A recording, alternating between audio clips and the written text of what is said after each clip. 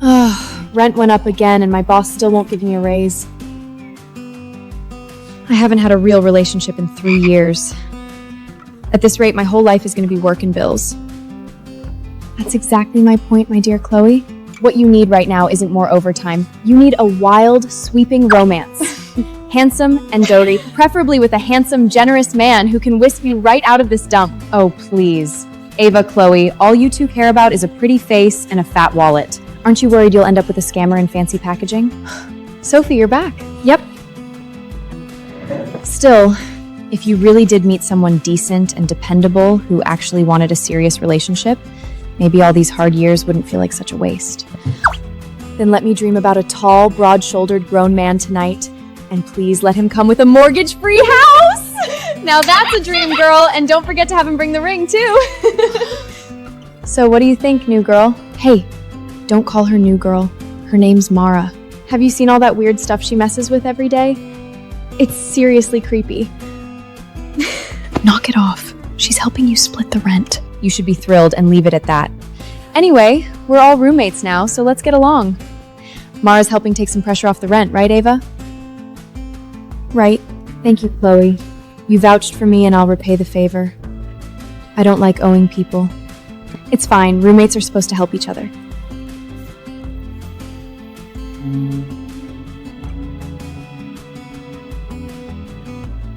Is that a tarot card? Mara, what are you reading? The Lovers reversed. Tonight is not a night for wishing. Stay awake past midnight if you must, but do not answer any stranger who appears in your dreams. Why not? Dreams are where the living mind is most vulnerable. What? No matter how beautiful or handsome someone looks in a dream, don't answer their questions and don't confirm your full name. Especially if a stranger calls you by name, don't say that's me. And never give them your contact information. We're talking about dating, not summoning the dead. Don't you think that's a little much? Anything that walks into your dreams uninvited is usually bad news. It's tarot cards or silver bells with her every day. Saying stuff like that this late at night is such a buzzkill. She's only been here a month and now I check my lucky color before I even go to sleep. All right, enough. I have court papers to deliver in the morning. Conversation over. Everybody go to bed. Dear God, please let me meet a tall, rich, gorgeous boyfriend tomorrow. All right, Chloe, go to sleep. Quit daydreaming about men. Who are you? Someone who's been waiting a very long time for you. Waited for me? Why? Because fate chose you for me. Then how am I supposed to find you?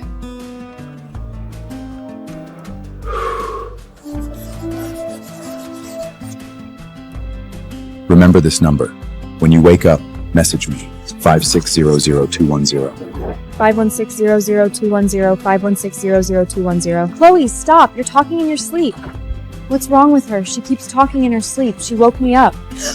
I dreamed about this gorgeous guy, and he gave me his contact information. So that number you were saying was his phone number? No way! Look it up! What if he's actually real? How could a number from a dream possibly belong to a real account? Come on. You're probably right, but it can't hurt to try. What if he is real? Don't contact a strange number. You never know what's really waiting on the other end. And after I defended you, you're just scared I'll meet a man better than anyone you've ever known.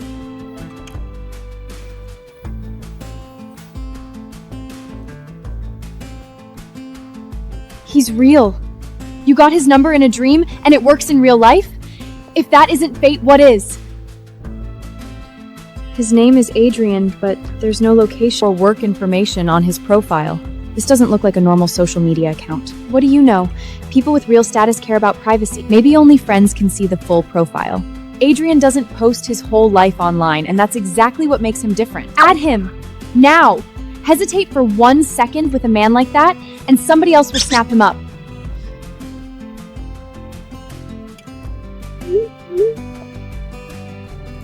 Didn't you say we had no idea what might be on the other end? Now I've found the account? What do you have to say? An account can exist even if the person behind it is no longer alive. When Adrian accepts my request, I'll make you see for yourself how ridiculous you are. Fine. I warned you. It's already 3 in the morning. Even if Adrian accepts, it can wait till daylight. Go back to bed. Ugh, the first thing I'm doing tomorrow is looking at Adrian's picture. Just wait. I'm gonna prove this is fate. He's my Prince Charming.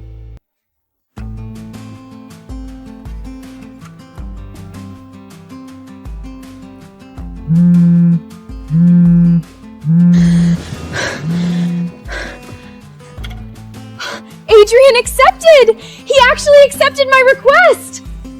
What happened? Adrian accepted my friend quest! He did? You didn't have to yell loud enough to wake the whole house. Come on, let's see his profile. Face first, then job and house. Why would a normal person happen to be online at 4 in the morning accepting friend requests? Maybe he just got off work. A mature man's schedule isn't going to be as predictable as ours. He's insanely handsome. He looks like some millionaire with a private theater and an antique collection. The picture looks old-fashioned, but he does seem steady. I want all of you to see exactly what my Prince Charming looks like. I told you it was fate. Not only is he real, he's even more captivating than he was in my dream.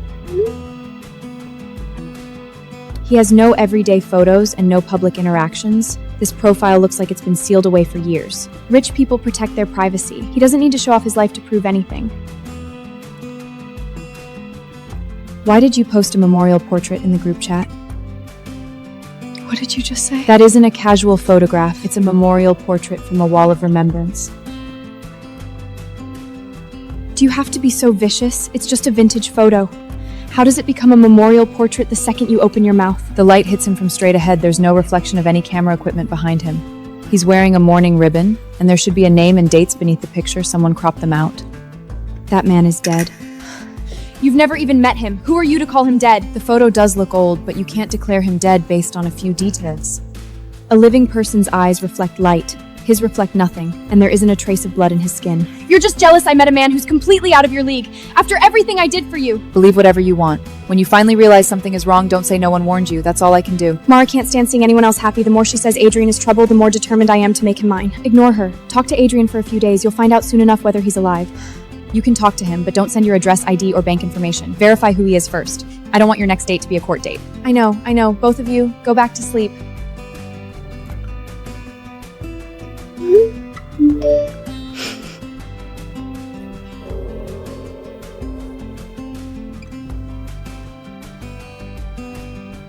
Over the next few days, Chloe talked to Adrian every night. She had less and less energy during the day, but at night, it was as if she no longer needed sleep at all.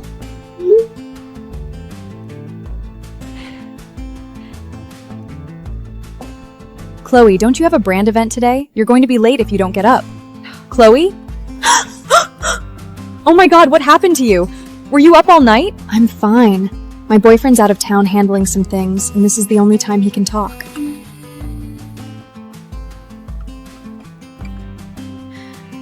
Did he tell you to keep this from us? This is my private life. I don't need your permission.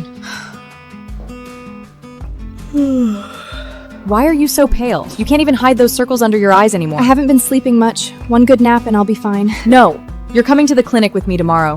This isn't normal insomnia. If this keeps up, something bad is gonna happen. I said I'm fine. Stop worrying. You call this fine? You're getting checked out tomorrow. It's probably just seasonal shedding. It's not as serious as you're making it sound. Stop, Chloe. What?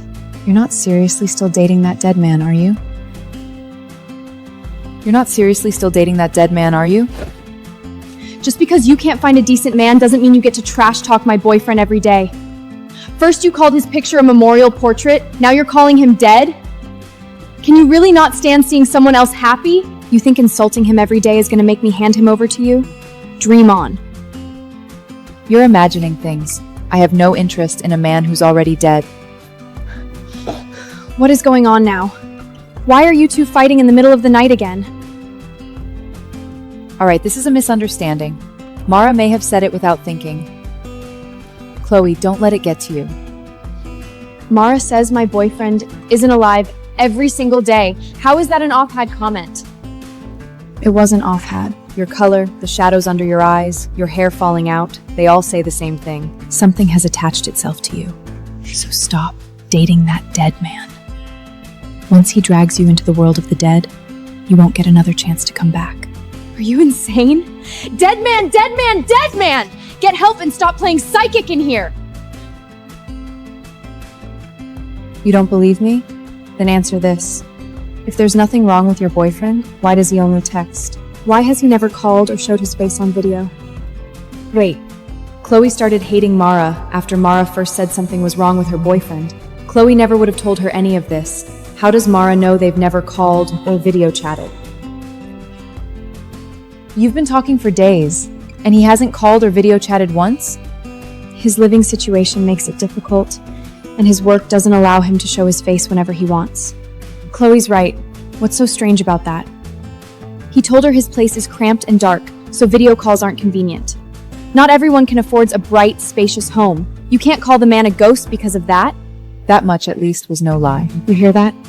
Even you admit he told the truth. I only want you to think carefully.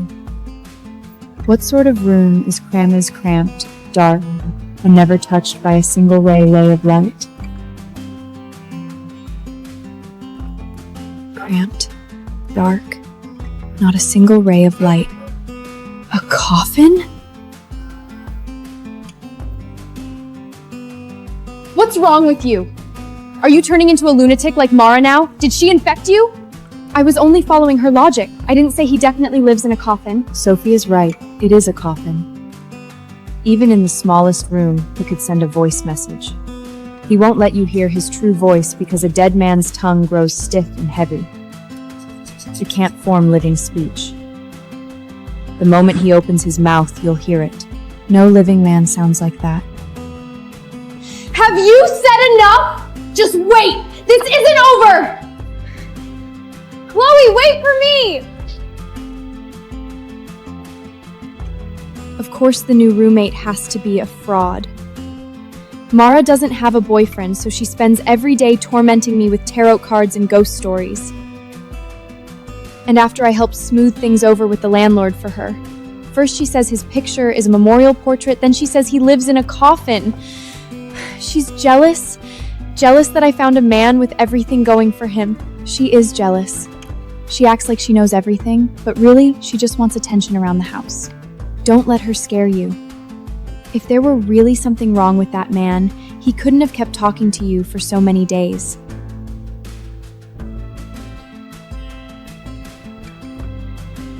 But don't you think he really is strange? Mara may be harsh, but she was right about one thing. What are you saying? You think my boyfriend is dead too? A ghost? That's not what I mean. I'm saying it's strange that he has never video called you. Not once. He already explained. His place is too small and the lighting is bad. Video calls aren't convenient. The fact that he uses the same excuse every time is exactly why you should test it. If Mara insists he won't show his face, make him video call you once. The second he answers, everything she said is proven nonsense. Sophie's right. Make him video call tonight, then call Mara in and let her see for herself. Once she sees he's a living, breathing, gorgeous man, she won't have any excuse to play psychic anymore. Right. I'm asking him now. I'm gonna show Mara exactly how ridiculous she sounds. Don't let him brush you off with another excuse about a dark room or being busy. Tell him the video call happens tonight.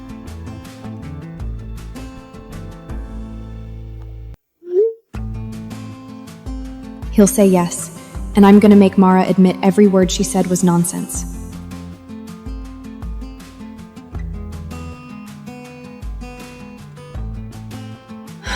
He still says he can't do it. Mara's gonna keep laughing at me over this and say I'm too scared to verify who he is. Don't let him dodge the question again. Tell him if he won't video call tonight, you're breaking up with him. If he truly cares about you, he won't make you face everyone's suspicions alone.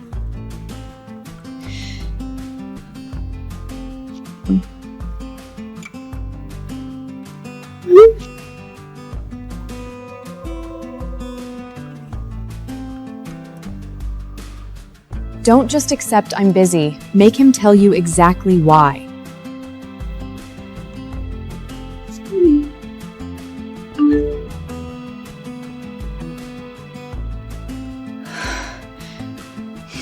See?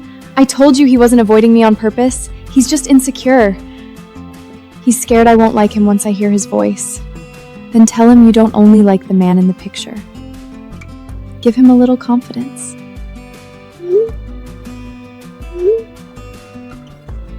Do you think he's mad? Did I push him too hard? No. If he really likes you, he won't get angry over one video call. Maybe he's figuring out how to face you. If he won't agree to something this simple, then Mara may have a point. There has to be something wrong with him.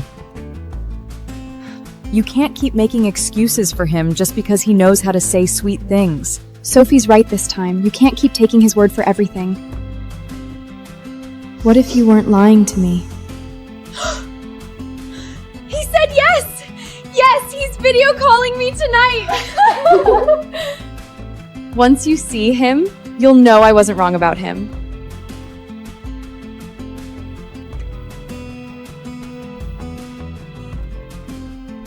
Didn't someone say my boyfriend wasn't human, would never dare show his face on video? Guess all that talk didn't amount to much. Adrian agreed to video call tonight. Every lie you've told is going to fall apart right in front of us. He truly agreed to a video call? Of course. At midnight, Adrian will show his face himself. Are you brave enough to stay and watch? And don't get so jealous when you see him that you blame it on my luck and refuse to admit you were wrong. Very well. I would also like to see how a dead man plans to speak with the living by video. Once Adrian answers, you better not make up another excuse. You've gone after his picture, his home, and his voice. This time we'll see the real man with our own eyes. I'd like to see how you twist that. Good. I look forward to your proof. Why isn't she surprised at all? Did she already know Adrian would agree? Don't go anywhere before midnight. I want you here for every second, so you can see how stupid you've been. I won't leave, but you had better be ready to see the truth.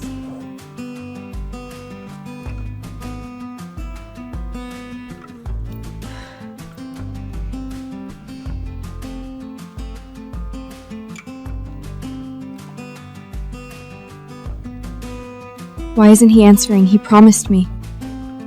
Maybe he's straightening up his room. Give him another second. He's meeting you for the first time. He might be nervous, too. It's been almost a minute. A normal person wouldn't ignore a video invitation this long. Come on, answer. Don't humiliate me in front of Mara. I told you from the beginning. He is dead. How could a dead man answer a video call like the living? Shut up! He'll answer. It connected, but why can't we see anything? Adrian, can you hear me?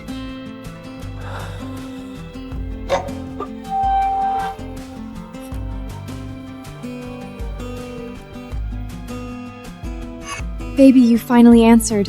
We thought something was wrong with the connection. Good evening, Chloe. You hit the jackpot! He's gorgeous, even with only half his face showing. He must look even better in person. We waited a long time. We thought you weren't going to answer. Chloe's been defending you all night because of this call. We waited a long time. We thought you weren't going to answer. I shall not disappoint her. Are you Ava Bennett? Do not answer him, Ava. Calling your name may be his way of seeking confirmation. If you answer for yourself, you hand your name over to him. Then you are Sophie Miller. You're still playing psychic? Let's see how long you can keep this act up. Ignore her, sweetheart. Have you eaten dinner? Not yet. That isn't an ordinary stutter. Every word sounds as if it is being rolled out from beneath a stiff, dead tongue. I'm glad you agreed to the call. Otherwise, certain people would have kept saying human, but you were a ghost.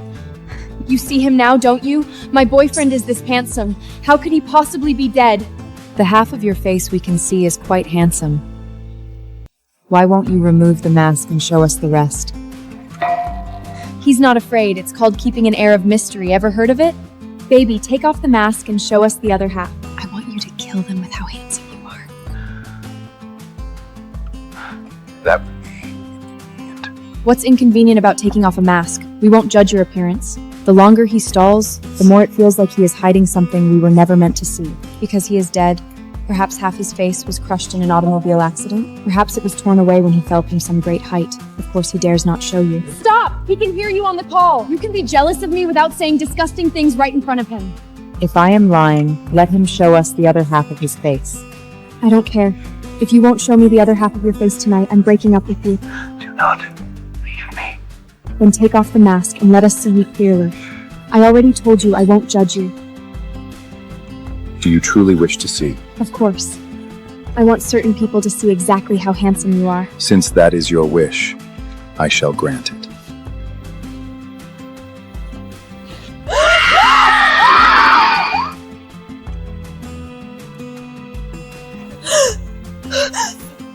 What happened to your face? A recent allergy. My skin itched and I scratched it carelessly. So it's only an allergy. You really scared me. You have to see a doctor tomorrow and you can't keep scratching it. I shall. The hour is late. We should all retire. Okay. Good night. Remember to call me tomorrow. Very well. Good night, darling. He really cares about you. He only hid because he was afraid the scars would drive you away. See? I knew he wouldn't lie to me. A scar doesn't decide whether someone is a good person. You saw him. Those are only marks from an allergy, and speaking is a little difficult for him. None of that changes the fact that he's a living, breathing, gorgeous man. You've been cursing him since you saw his picture. Are you finally going to admit you were wrong? Is someone too jealous to speak now? Not everyone gets a boyfriend like that. An allergy does not char the edges of the skin or leave marks where flames curled upward. Those are not scratches, they are burns. When he revealed his face, black ash was still drifting from the wound. A living person's injuries do not behave that way. Mara may be right this time. The marks on his face did look more like burns than an ordinary allergic reaction. And he stayed in complete darkness. We still have no idea where he lives. Enough! Why do you always take her side? Can you not stand that I found such a great boyfriend either? Chloe finally found someone she likes. Don't join Mara in calling Adrian a monster over one scar. That's cruel. I have more evidence, if you still refuse to believe me. Listen to the recording from the video call. I took the precaution of recording from the moment he answered. Once you hear it, you will understand. Fine, play it. Let's hear what kind of problem you can invent in a perfectly normal conversation. Hi, it's Chloe. Adrian?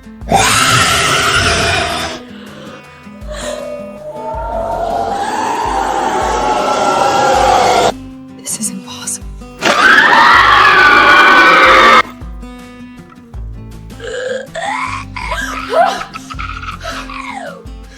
That wasn't the voice we heard on the video call. He was speaking in complete sentences. Were all the words I heard deliberately fabricated?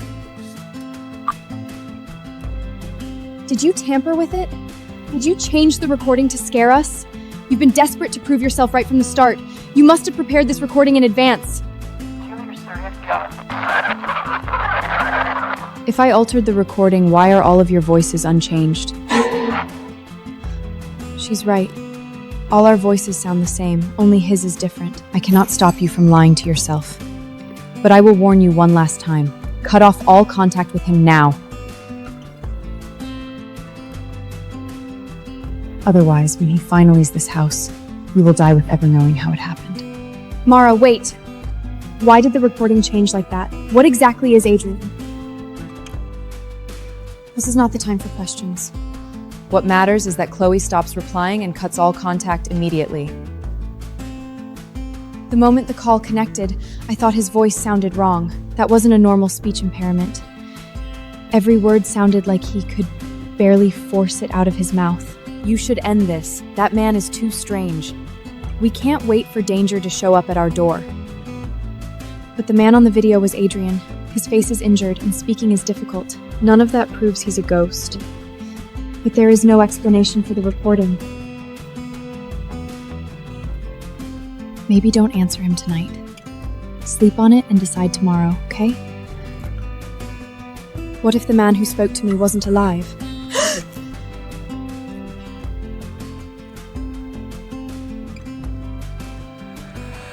Good night, darling.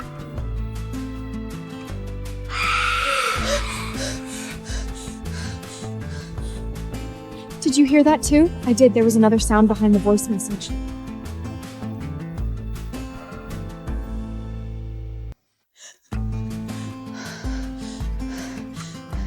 heard it too, right?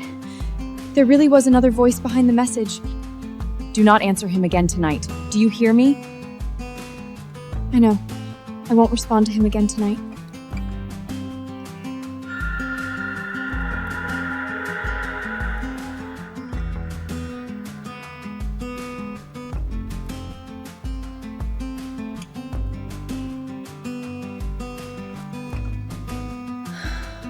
Stop thinking about it.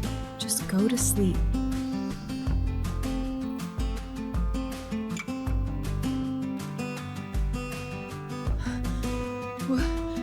Where am I? Why has Chloe stopped answering my messages? I don't know. She got scared on her own. I didn't tell her to ignore you. You and the others have poisoned her mind against me. We didn't turn her against you. There was something wrong with the voice in that recording. Very well. If Chloe still refuses to answer me, then I shall come for all of you first!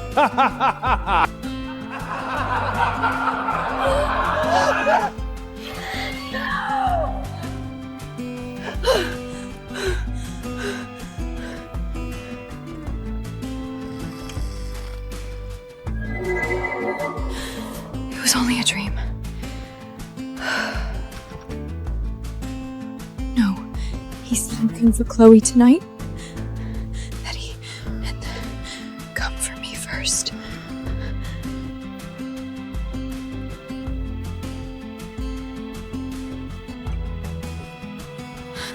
Why are you two awake?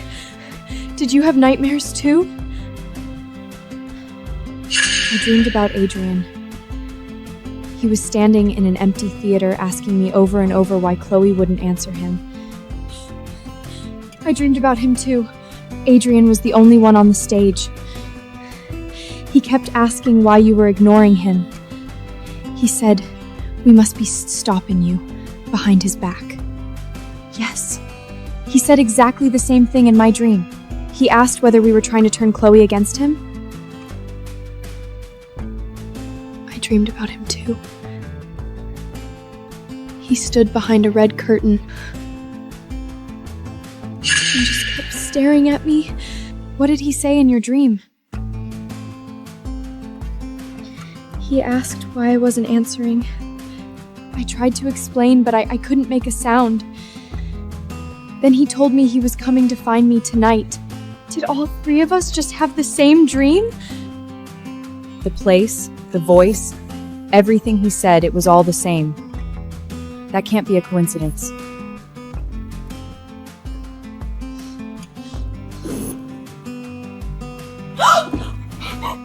He said he'd come for me tonight. What if the dream was real?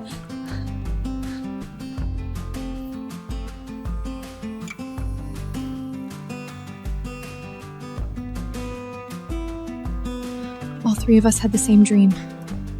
He may already know where we live. Do you think he'll actually come for us tonight? Stop scaring yourselves. We've all been thinking about him nonstop. Of course we might have similar dreams. What are you doing? Answering him, obviously. If I explain everything, he won't be angry anymore. No! Mara told you to cut him off. We don't even know what he is. Sophie's right. The recording in those dreams aren't normal. You can't provoke him again tonight. You actually believe Mara's ghost stories? I panicked because of the recording last night, but I've had time to think. Mara has been jealous of Adrian from the beginning. For all we know, she tampered with the recording to force me to break up with him. Then what about the identical dreams? Can she control those too? A dream is just a dream. The more frightened you are, the more likely you are to dream about the same thing. So what?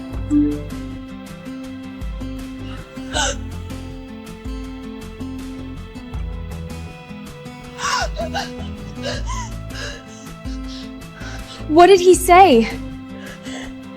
He said he's coming to find me tonight. That's exactly what he said in the dream. What if he's already on his way?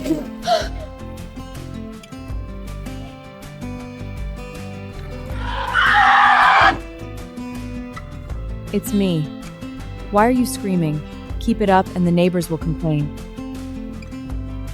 Ava came running out just now, so I came to check on you. 3 of us just had the same dream. Adrian was in all of them, asking why Chloe wouldn't answer him.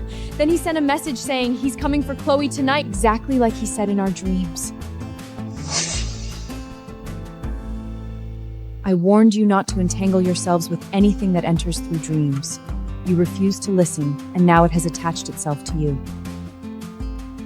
Now that thing has found this house. Are you finally frightened? We were wrong. You knew something was wrong with him from the beginning, so you must know how to save us, right? Now you come to me? When I warned you, you accused me of playing psychic. You even joined Chloe in saying I couldn't stand seeing her with a good man.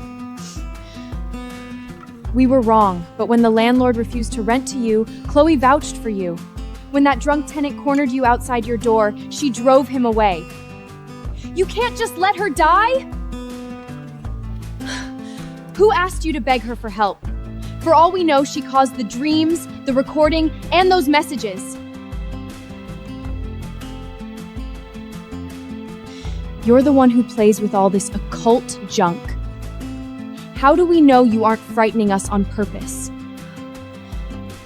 How can you still say that after everything that's happened?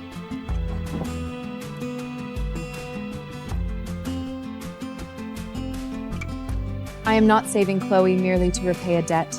You saw Adrian's face, heard his voice, and entered his dream together. Once Chloe becomes the bride, you become witnesses to the rite. What bride? He will keep draining your life force. And by trying to stop him, I have been pulled into it as well. Tonight is the dead man's bridal selection. Adrian is not coming to see Chloe. He is coming to choose a living bride capable of bearing the encore covenant. What do you mean by a living bride?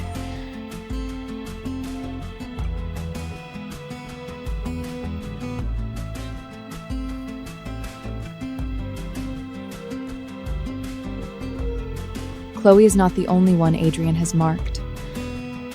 You have all heard his voice and seen his face. Every one of you is in danger now. What happens if he chooses someone? He turns the chosen woman into a vessel for his bride. Once the covenant is complete, he takes possession of both her body and her mind. My aunt's general rules of taboo establish 3 things. Spirits of this kind cannot force the living into a covenant. The target must answer willingly, invite them willingly, and enter the appointed place willingly. Until he receives an invitation, Adrian can only use dreams, phones, and mirrors to create voices, images, or temporary objects. A physical projection cannot cross an uninvited threshold or touch the living directly. What happens if someone opens the door and invites him in? Then, after midnight, Adrian can briefly take physical form inside the room that invited him. At sunrise, the physical projection and any false records it created will collapse. Every manifestation drains life from the bride and the witnesses. So as long as we don't answer, invite him in, or enter any place he arranges, he can't truly come near us? We cannot be certain yet. For now, all we can do is delay him. Do not lower your guard. You have seen his face and heard his voice. The witness seats may already be awaiting confirmation. From this moment on, any voice your full name, do not answer it. Then what should we do? Before bed, hang a silver bell by your headboard and place the wooden doll beside your pillow. Carry the doll whenever you leave the house. If he comes near, the doll will absorb the harm meant for you, and the silver bell will warn you. That will keep you safe. Thank you, Mara. We'll do exactly as you say. I knew you wouldn't really abandon us. Your connection to him is the strongest. Do not leave the doll or the bell. Do you understand? I don't need any of this. If you believe her, keep it yourselves. You don't have to believe me, but do not leave this house tonight.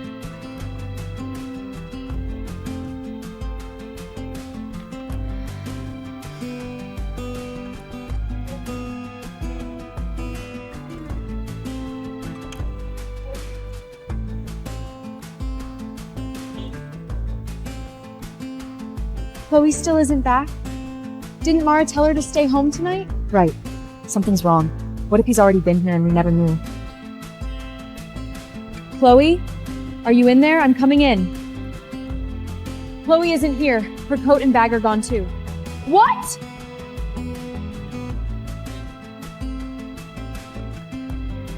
Where did she go? Chloe never came home. It's so late. Why hasn't she come back? What if something happened to her?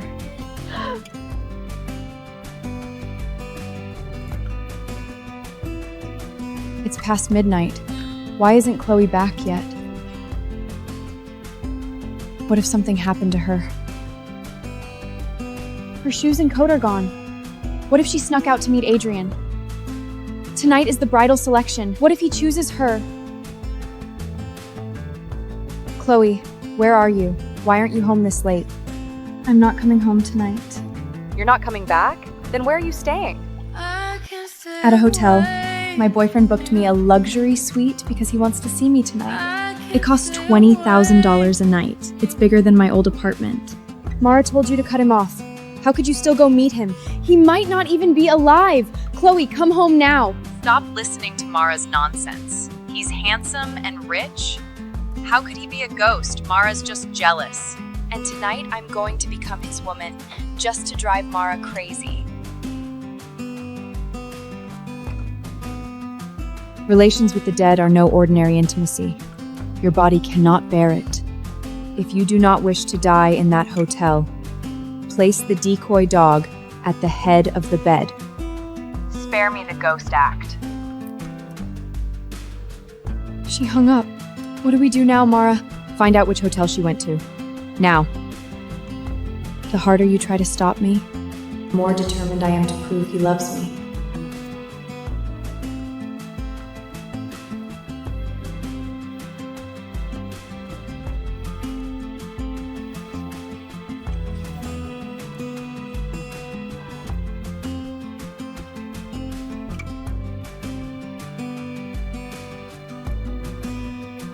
Next, I'll take a pic with Adrian.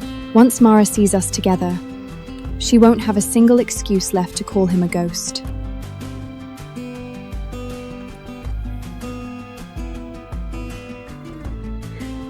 Darling, I'm at the door. Let me in. The door's unlocked. Just come in. Very well. I'm coming in.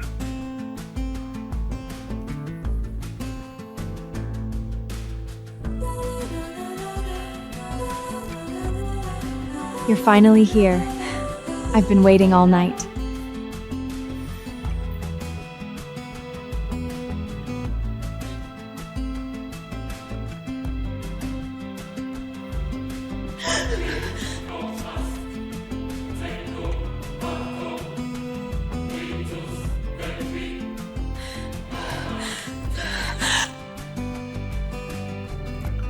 Good thing you told us to check the cameras. A street camera caught Chloe entering this hotel. I sense Chloe burned the decoy doll, and now she intends to meet Adrian. We must find her immediately. There are hundreds of rooms. Where do we even start? Give them her name and check-in time. Say a friend has gone missing. Hello. Our friend Chloe Reed checked in tonight and has since disappeared. She may be in immediate danger. Please help us find her room.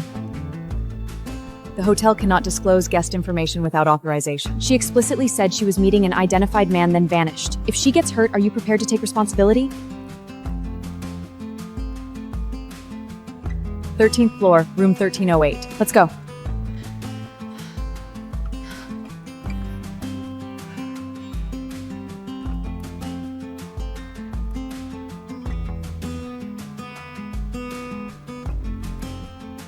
Why did your doll burn? It belonged to my aunt. She died in a theater fire. You think Adrian had something to do with your aunt's death? I cannot be certain yet, but Chloe is following a path very much like my aunt's. So that's why you have to save her? That is one reason. Chloe also vouched for me. I will not stand by and watch her die, and I will not allow that tragedy to happen again. The covenant has begun. The front desk confirmed it. Chloe's in this room. Don't make a sound yet.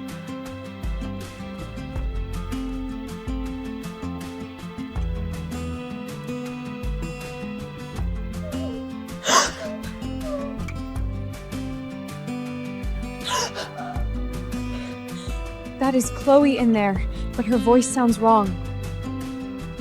No. Adrian has already begun relations with her. This is not ordinary intimacy. He is completing the bridal covenant. Chloe! Open the door!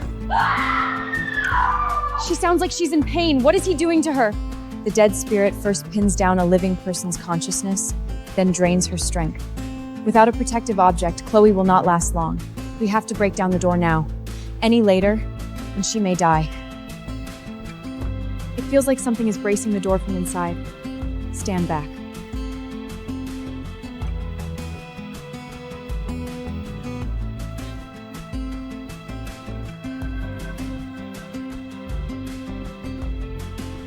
Once we enter, no matter what you see, do not call his name.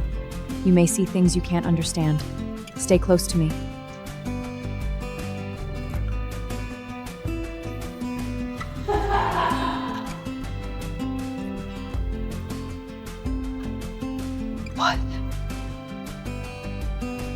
What are you doing here?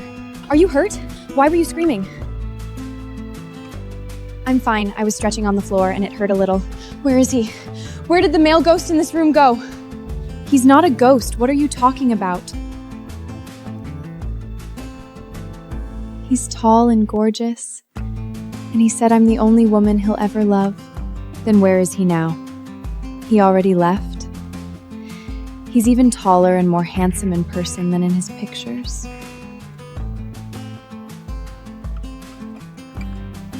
You had relations with that thing? So what? Being intimate with my own boyfriend is perfectly normal, and he's far better than ordinary men. Go ahead and be jealous. Are you absolutely sure he isn't a ghost? There's no normal explanation for those sounds or all this ash. Of course he isn't. I even took a picture with him, so Mara would finally shut up. Look for yourselves. He's even more handsome in person than he is on his profile.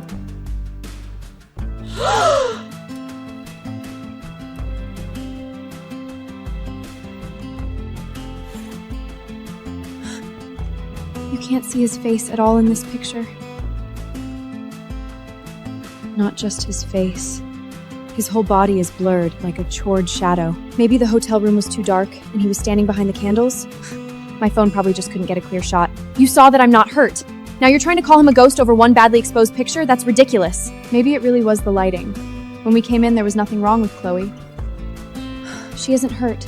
Could we have misunderstood what was happening? The decoy doll burned, and the mark of the covenant is here. Why is she still standing? Adrian has no complete body in that photograph. The hotel room and its mirrors beam a temporary stage after Chloe invited him in. He used the life force of Chloe and the decoy doll to project a shadow capable of touching the living for a short time. When I saw the account name and connection between Adrian and my great-great-aunt's old case. But things that enter through dreams can borrow the names and faces of the dead. Until I saw the Voss Theater brand on the bedsheet, I could only be sure that it was imitating the old case. I could not confirm that it was Adrian's own returning spirit. Now I can. Will you only be satisfied when something actually happens to me? I'm standing right here, perfectly fine, and you're still cursing me. That is why I used only the name Adrian before, never Adrian Voss in full. Before an identity is confirmedly repeating a full name, allows the thing in the dream to mark the speaker in return. Now he knows who we are. Are you done with this circus? He booked this room for me. Please leave. We were worried about you. Then you should trust me instead of helping Mara treat him like a monster. Very well. When something happens again, do not come begging me for help. Go get out of here, you walking curse! They are unbelievable. They're all just jealous of me.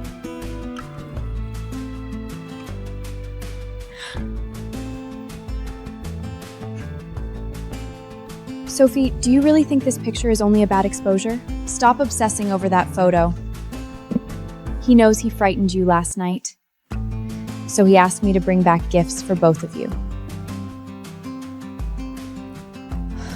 He gave us these? They look at least 100 years old. He said they're from his family collection.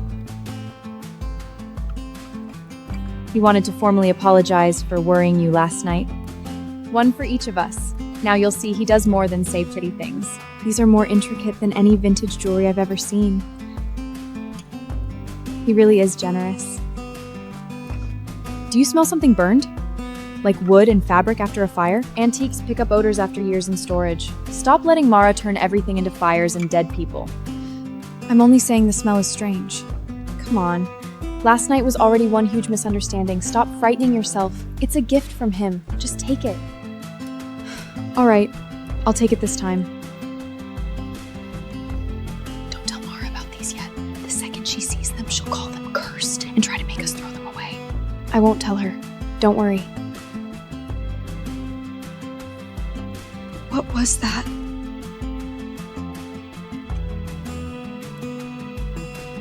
What are those things you're wearing? Take the bracelets off, now. They're gifts from Adrian. We don't need your permission. Exactly, it's just a bracelet. Why are you making such a big deal out of it?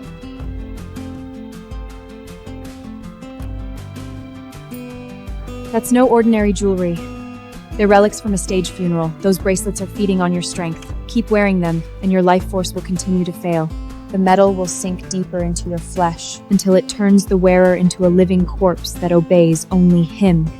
Enough! I've put up with you for long enough, Mara. The photo, the recording, now the bracelets. Everything becomes cursed the moment you talk about it. You're targeting me on purpose, aren't you? Right, it's one bracelet. What's the big emergency? I'll take mine off and show you.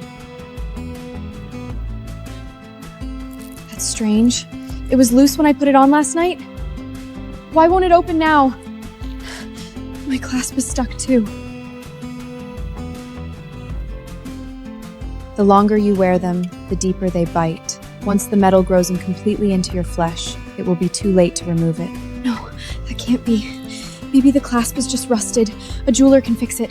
You poured salt on it on purpose. Of course the metal changed color. You're only trying to scare us. I admit there's something strange about the bracelets, but living corpses sounds a little extreme. I have warned you. Believe me or don't. If the bracelets call you again, wear these close to your heart. I don't need it.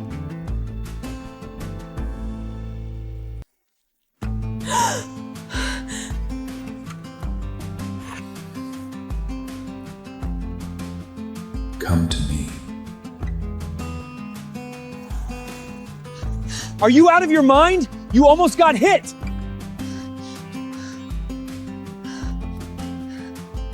Why did I walk into the street?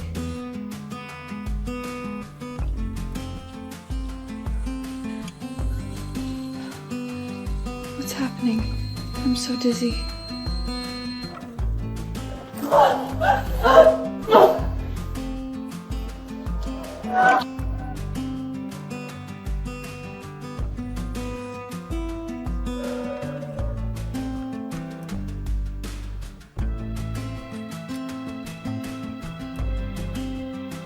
Chloe, finally, listen. I walked into traffic like someone was controlling me. If a stranger hadn't grabbed me, I would have been hit. Me too. I got dizzy in the restroom at work. Then I saw my reflection lose control and nearly strangle me. If I'd stayed under it another second, I might have died in there. What if Mara was right about these bracelets? No matter what, we have to get them off.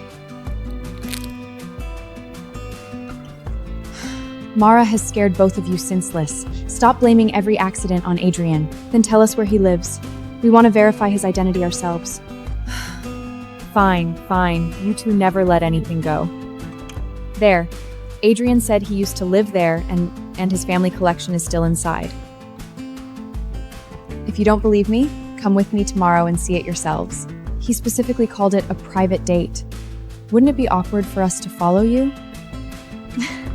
What are you scared of? We'll go early, you can look around and leave. Even if my baby finds out, he won't mind. All right, since you're offering, we'll go tomorrow. Once we confirm Adrian's identity, we'll stop worrying. I'm coming too. Good, it's settled. But don't tell Mara, we're only taking a look. She'll accuse us of inviting another evil spirit.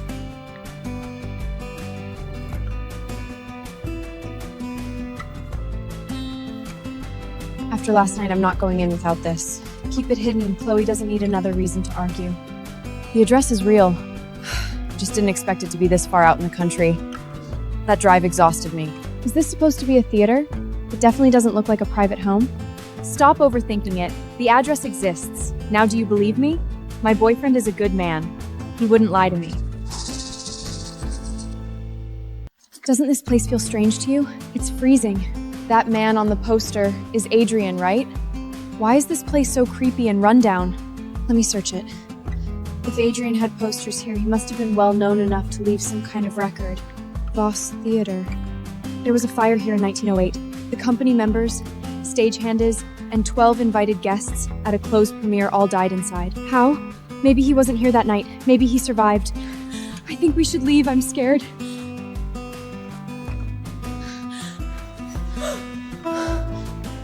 Why did the door shut? No, we're locked in. Find another way out. Where's the exit? I want out! Over here! Come to me! There's a hallway! What is all this? It looks like a memorial corridor built for the people who died in the fire. But everything here feels impossibly old.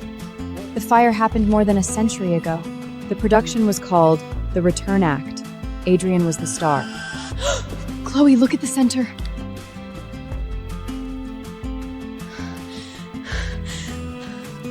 Mara was right. Adrian is a dead man. Welcome to my theater. Welcome to my theater. It's burning. Don't answer. The memorial wall proves he died in that fire over a century ago. Ladies, welcome to my theater. Are you enjoying the entertainment I prepared for you?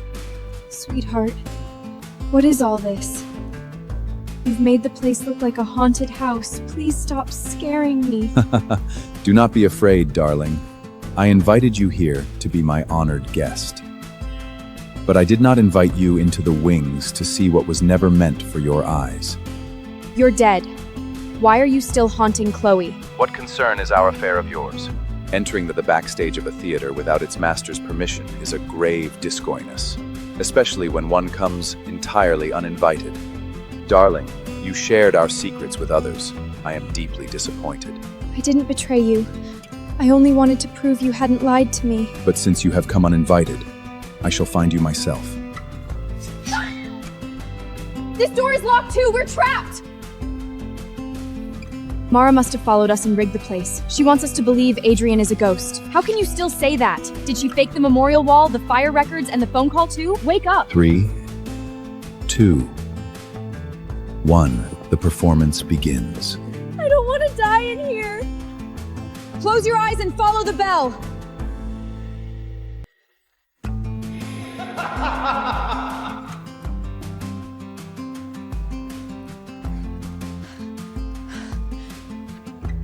Mara, thank God you came. But how did you know we went to Voss Theater? I was resting at home when my great-great-aunt's silver bell began ringing without pause. I used divination to find the theater. I never expected all of you to be there. At first, I did not realize this Adrian was connected to my great-great-aunt. Only when the Voss Theater brand appeared at the hotel did I know this was tied to her. Why? Because my great-great-aunt was once a member of the Voss Theater Company. She died in that fire too. Listen to yourself, making everything sound so mysterious. The fact that you showed up at exactly the right moment only proves you arranged all of this. The memorial wall and Adrian's voice could both have been tricks. She scared us first, then swept in as the hero so she could prove she was right! Chloe, stop. You heard him. He said we came uninvited and that he was coming for us. Mara can't control your phone. The public records say he died in the fire. You cannot keep calling every piece of evidence a hoax. At the hotel, you burned the decoy doll and completed the bridal covenant with him. By every rule, you should not have emerged unharmed. Because he never hurt me. He loves me. Of course I'm fine. He merely changed the form the harm took.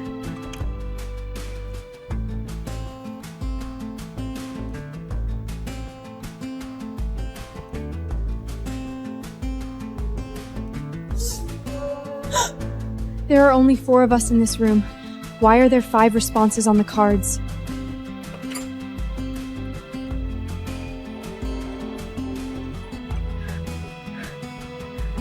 What are you going to make up now? There is another presence in this room besides the 4 of us. Where is it? It is right there. Stop lying! I've only known him a few days. You think you can scare me by saying I'm pregnant? I am not speaking of pregnancy in the medical sense. Adrian's body died in the fire. To return to the living world, he must place a resurrection seed inside a living bride's soul.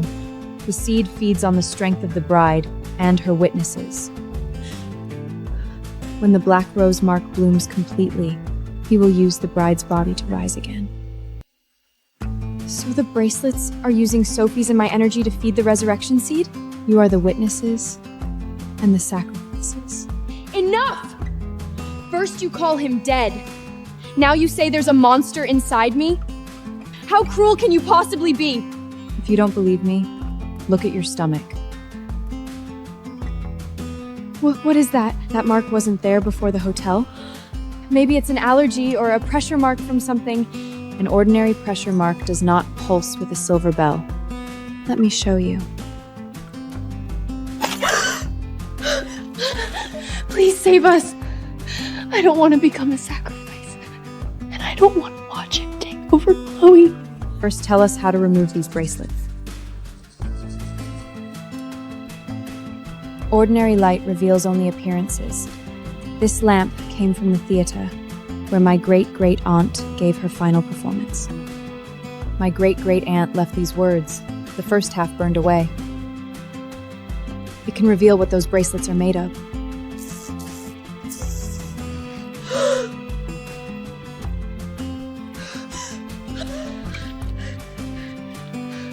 Is that bone? What did he make us wear?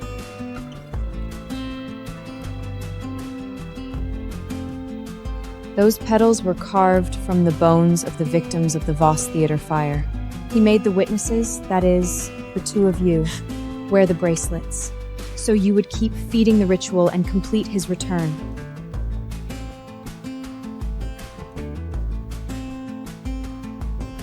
All 3 sets of initials on the bracelets appear on the victim list. One belonged to Mara's great-great-aunt, the stage assistant from that night. The bracelet on Chloe's wrist bears the bridal mark. Ava's and Sophie's register the witnesses. I believed I had been pulled into the right only because I opposed Adrian. Now it seems he is using my great-great-aunt's relics to reserve a 3rd witness seat for me. All 3 witness seats have been registered, but registration is not consent. As long as the 3 witnesses have not confirmed their full names, the return can begin, but it cannot be completed. Adrian said these came from his family collection. Why would he give us dead people's bones? Because he never saw you as a lover or them as friends. You are only instruments for his return.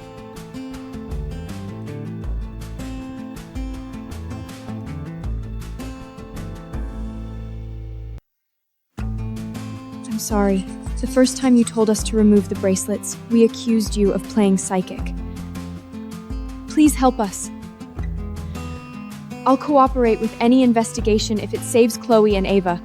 I was wrong too. Please don't abandon us. I'm not abandoning anyone. I told you, I will not leave you to die because of our arguments. As long as you have not completed the return with your own words, I will keep trying to save you. Can you really get this thing out of me? I can suppress the resurrection seed and stop the bracelets from draining you for a while, but to truly save Chloe, we must first sever Adrian's covenant with the bride and the witness. Do you see? If I cut the bracelets now, the resurrection seed will drain Chloe's life at once. First, we must understand the structure of the return rite and why it failed in 1908. The memorial wall already says he died in the theater fire. That tells us only how he died. If we find the point where the return reach failed, we can find the weakness that will sever the covenant. I'm a legal assistant. I can search old case files, insurance suits, fire reports, and theater property records. If the fire was not an accident, there must be litigation somewhere.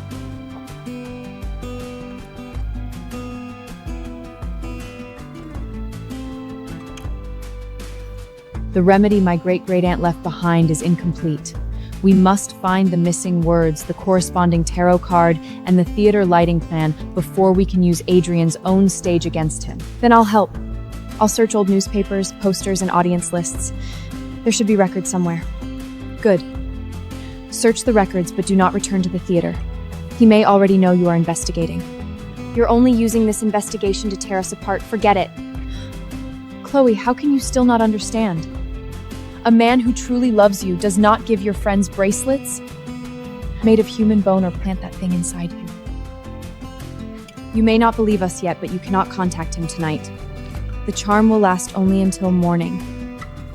Before it turns red, do not answer messages or look into a mirror. Do you understand?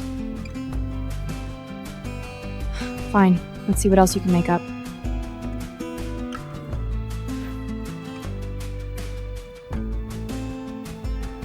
I found something. Someone did to Voss Theater after the fire.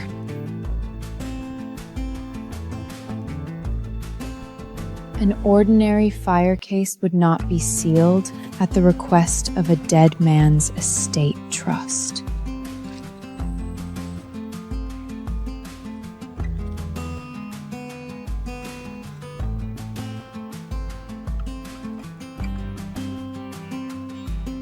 The resurrection seed has begun to grow. To save Chloe, we must remove it. What now? You still want me examined at a hospital? I thought you were so powerful. Why can't you handle it yourself? That is not a normal fetus. Once the resurrection seed matures, Adrian will return through your body, and you will die. We should have a hospital examine you as a precaution. She's right, Chloe. Let's get you checked. If the doctor says you're fine, we can come back. This isn't the time to be stubborn. We need to find out what's happening to your body.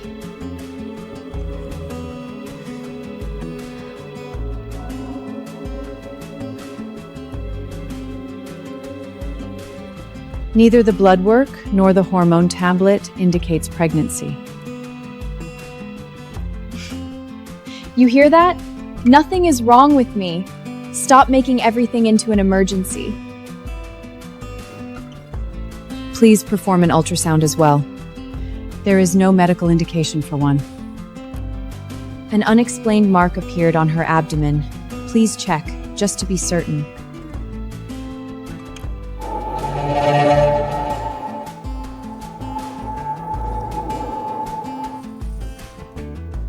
The machine is functioning normally, but this image is neither a normal fetus nor anything resembling a tumor. Then what is it? I can't identify it. I recommend admitting her for observation. I'll arrange another round of tests. The notes call this flower-shaped shadow, before it fully merges with the soul, a resurrection seed. Based on the pattern's development, the next 8 hours are the safe removal window. I should be able to expel it directly. After 8 hours, the seed will fuse with Chloe's soul. Forcing it out then would tear her apart with it. Our only option is to return to Voss Theater. We sever the covenant binding the bride and all 3 witnesses before the main follow spot completes the return. That would be far more dangerous.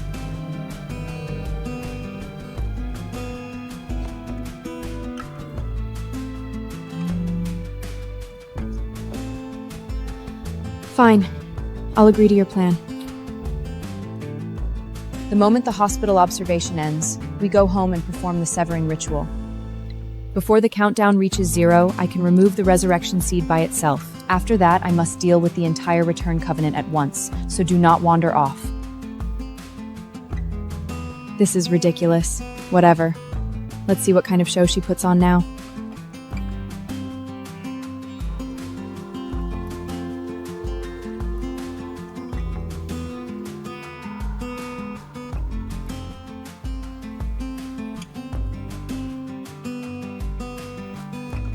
Do not heed that woman, dearest. What she asks you to surrender is your one chance to change your destiny. But Mara says I'll die when the resurrection seed grows. She does not understand you. She would leave you in that wretched rented house, forever worrying over rent and credit card bills. Keep the mark, and I swear you shall know wealth and splendor all your life. Trust me, darling. I am the one who truly has your best interests at heart.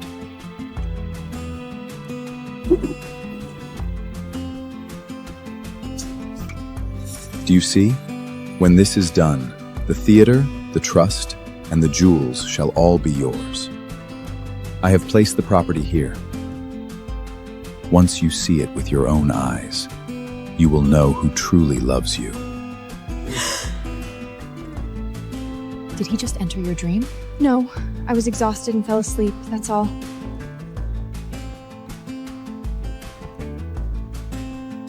I'm going to the restroom to take care of something. Wait here.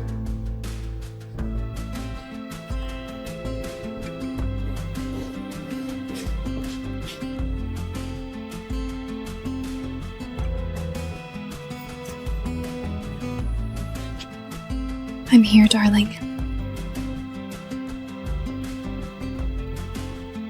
I'm here. Is the fortune really inside? Press the bracelet against the lock.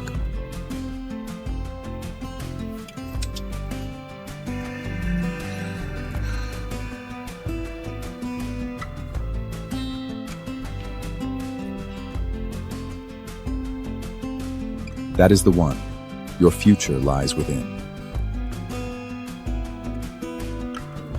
But the safe needs a combination. Enter the year of the theater fire, 1908.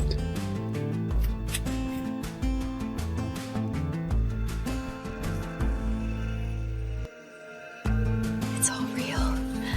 When the countdown ends, Mara will no longer be able to remove the resurrection seed alone. Remain here, and all this property shall be yours.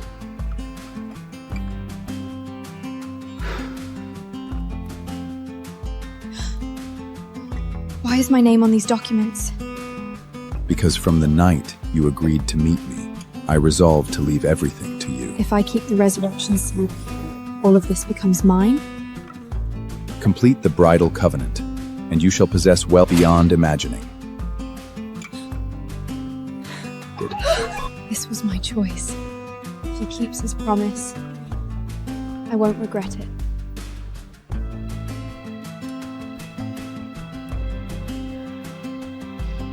Do you believe me now? The safe removal window is closed. No one may touch the bond between us now. The jewels and documents are real. Once the bridal covenant is complete, Voss Theatre and the Voss Estate Trust shall both belong to you. But Mara says I'll die when the resurrection seed matures. Oh, darling. She is merely afraid you will gain the life she can never have. It is envy, nothing more. I will not let you die. I shall make you a happy bride, mistress of a theatre, and a queen.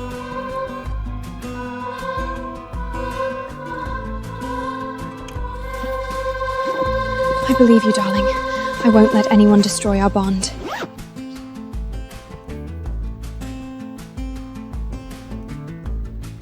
Where did you go? We searched the entire hospital for you. Chloe, do you have any idea how worried we were?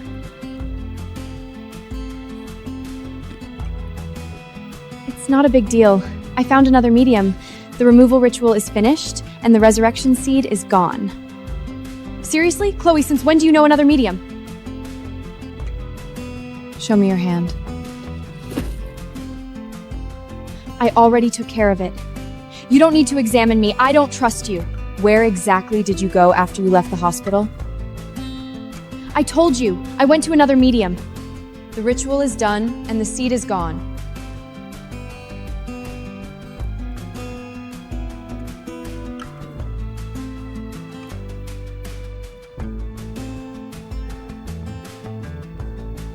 The safe removal window has passed. She did not complete any removal ritual. What? Then what do we do now? We must find the core of the return roll at Voss Theatre and stop Adrian before the resurrection seed fully blooms.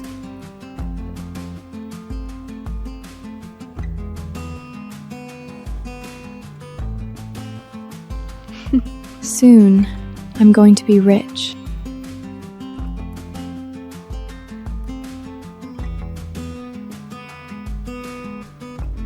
Rachel, I'm researching an old theater fire. The case was sealed at the request of the Voss Estate Trust. Can you help me find the public records? Send me the case number. Why are you suddenly investigating Voss Theater? A friend may have entered a legal relationship with the Voss Estate Trust. I need to know whether there is anything wrong with the trust or the fire case. The official record says Voss Theater was destroyed by an accidental fire in 1908, but the insurer disputed the cause at the time. The day before the fire, the families of 3 missing assistants went to the authorities. The fire department joined them in seeking an emergency order to halt the performance. The court only managed a preliminary hearing. The full record was later sealed with the fire case. Did the court order the show stopped?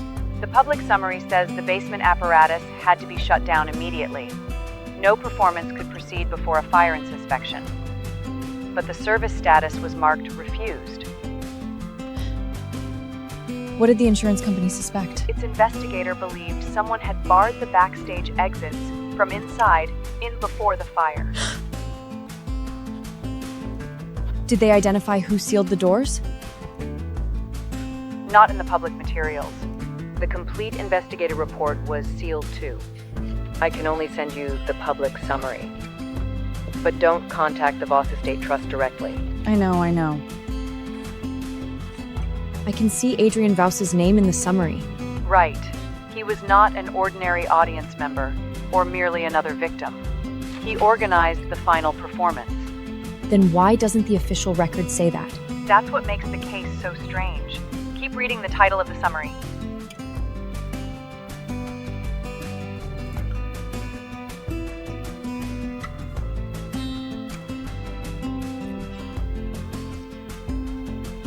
My supervisor, Rachel, could only access the public summary. It says Adrian organized the final performance, but it does not describe what the performance was. Same here. Every article I found praises Adrian. Before the fire, he was the most popular stage magician in the city. The reporter says his greatest talent was not machinery. It was controlling the audience's emotions. He knew exactly when to make them tense and when to make them believe in a miracle. Adrian uses light, language, and fear to make the audience willingly accept his design. This only proves how extraordinary my boyfriend is. A man who could drive an entire city wild was never going to be ordinary. Those articles could be publicity. He's already deceived you more than once. But he really does have a fortune. The newspapers prove he was successful. Rachel also found that the hotel booking used a Voss Estate Trust account frozen for over a century. The authorization vanished automatically after that night. The hotel never received real payment. He can create a midnight record that says, paid. Do you still believe he can give you a happy life? The better the performer, the better he knows how to make his prey walk onto the stage willingly. You just refuse to admit how exceptional my boyfriend is.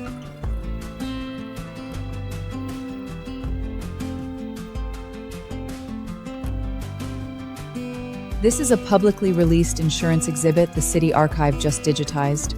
For now, it is only an investigative lead. The police would have to authenticate it the original before it could be used formally. Are these purchase records connected to the fire? Every purchase was made during the week before the fire, all by Adrian Voss. So that's where the bracelets came from. He was preparing their frames before the fire. This was no ordinary theatrical purchase. The antique mirrors opened the door. The silver bells confirmed the presence of the living. The bracelet frames reserved the witness seats. The wedding gown belonged to the bride. The reverse follow spot turned the stage light back upon the performer.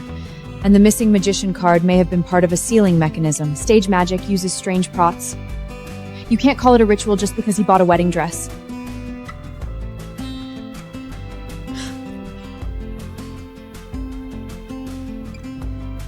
Another female assistant disappeared before the fire.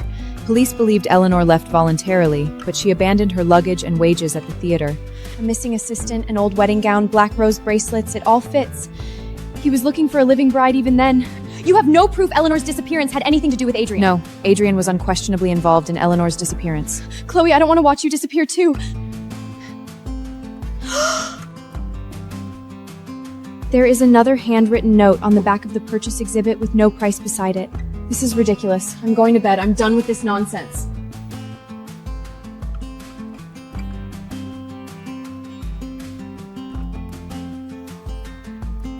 Where are you going this late? I can't sleep. I'm going for a walk.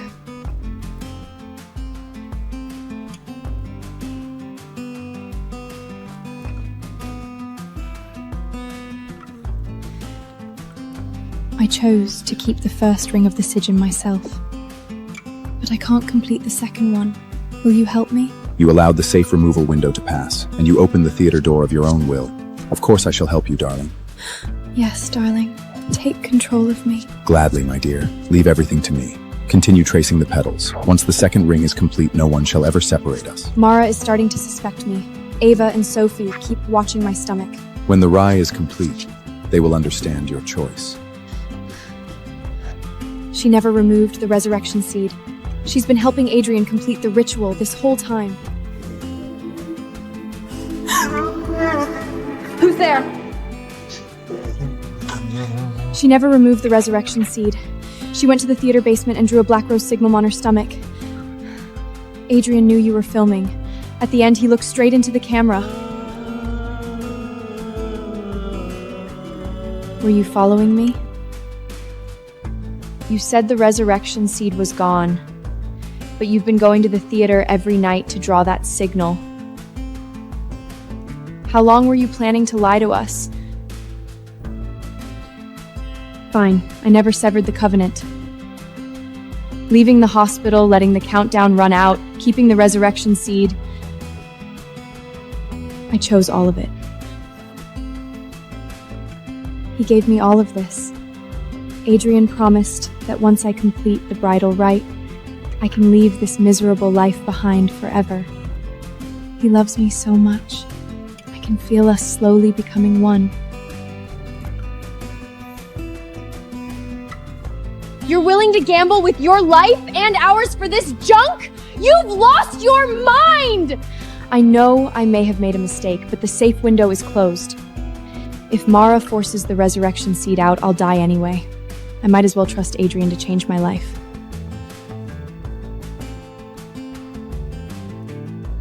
There is no trustee's signature and no notification number. The copy of the deed does not prove the theater belongs to you either. These documents have no legal effect. They're bait he made specifically for you. What are you talking about? The property is real. Once I complete the rite, I'll live happily ever after.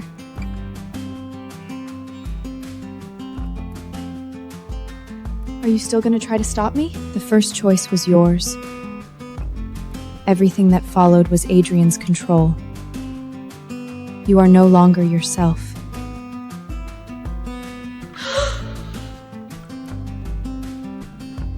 The second ring of the sigil has formed. The first came from Chloe willingly accepting the role of the bride. The second came from Adrian using the seed and bracelet to cover her consciousness. Once the final gap closes, she will no longer be merely the bride. Then what will Chloe become? She will become the doorway for Adrian's resurrection. He will enter the living world through her body. And what about Ava's bracelet and mine? The bracelets feed your names and life force into the signal. Adrian has also used my great-great-aunt's old stage assistant seat to register my name in the third position. All 3 seats are registered, but still await a spoken response. He needs the bride to open the door, and he needs the witnesses' lives to power the rite. I can feel Adrian and me becoming one. Keep these by your beds tonight. When the silver bell rings, if Chloe's voice, eyes, and movements fall out of step, Adrian is covering her consciousness. When that happens, Ava and Sophie must not mistake controlled words for Chloe's true choice. Damn it! Why won't this come off? Why is this happening to me? Adrian promised he would never hurt me. Once the rite succeeds, everything will be mine. I'll share my fortune with all of you. I am not staying to control you. You once protected me. Now it is my turn to protect your right to choose. Until you consent in your own voice, I will not let Adrian answer for you.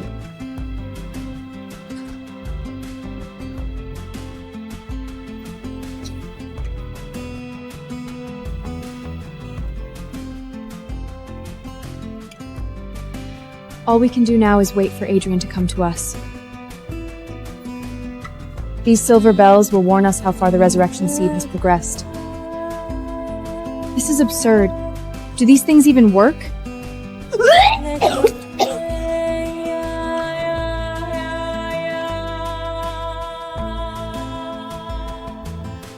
What's wrong? Are you okay, Chloe? I'm fine. My stomach is just upset. I have training tomorrow and none of you are following me.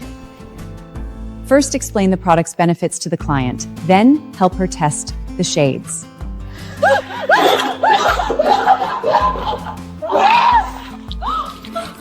What is that? You need to go to a hospital immediately.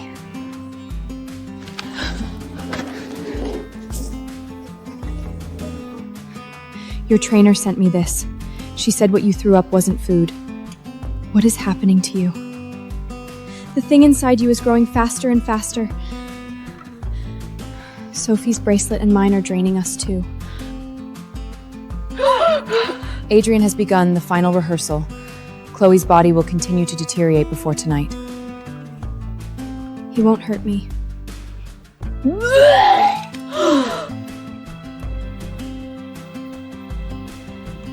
Lift your shirt. I need to see how far the signal has progressed. You looked last night. What else is there to inspect?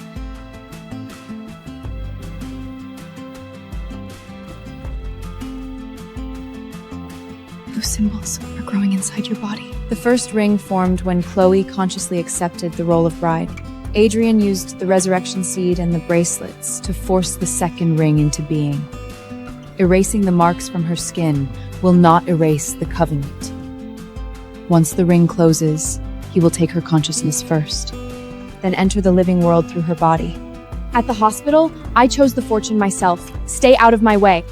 I don't know what you two are thinking, but I'm fine. Marla has gotten into your heads. You still believe Adrian? If we want to survive this, we have to listen to Mara.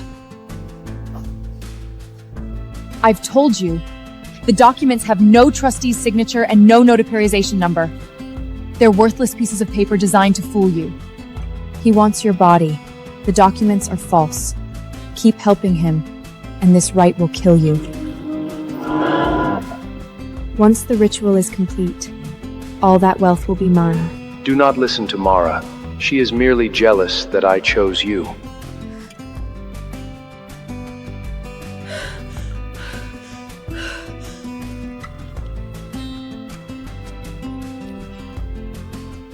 The resurrection seed is showing signs of imminent birth. He will come tonight.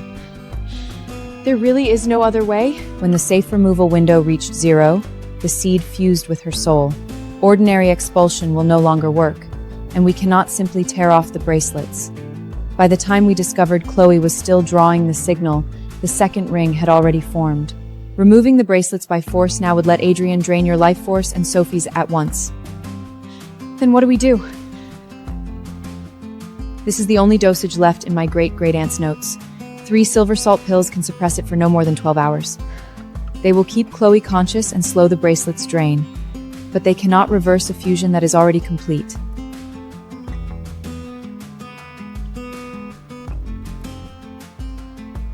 If you want to live, swallow them.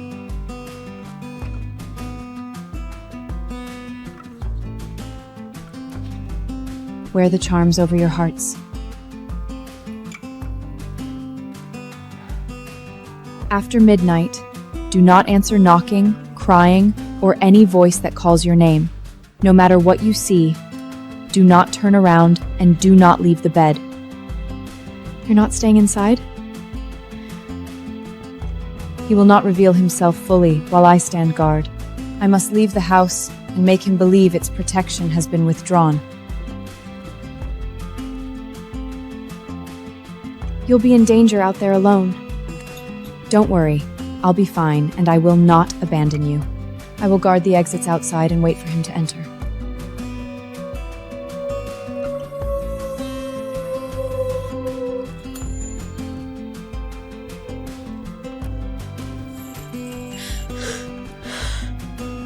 He is already testing the protection at the door.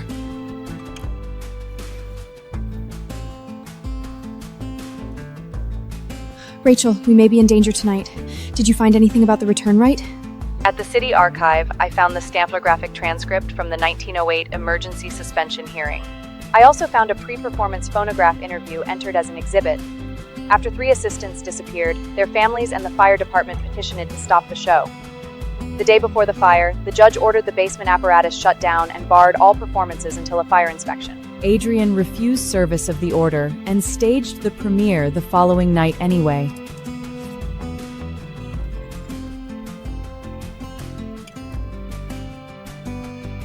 Who is required for return from the fire? 1 living bride, the full legal names of 3 witnesses, and the main follow spot of Voss Theater.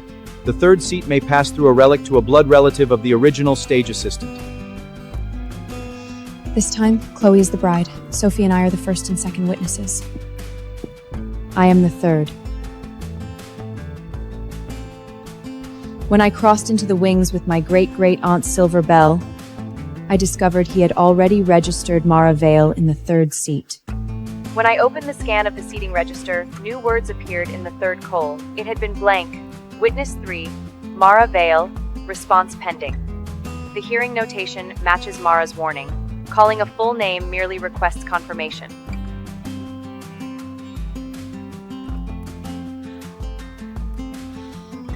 So the bracelets were never random gifts. He was choosing the participants from the beginning. Tonight, remain silent. When all 3 witness seats enter the final follow spot, we state our full names. Then we speak the refusal clause together, in one breath. Only then will his rite fail. The bride must answer.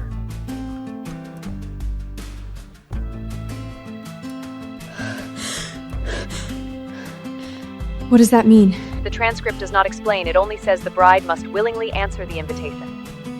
Whatever he says tonight, you must not answer. The bride must answer.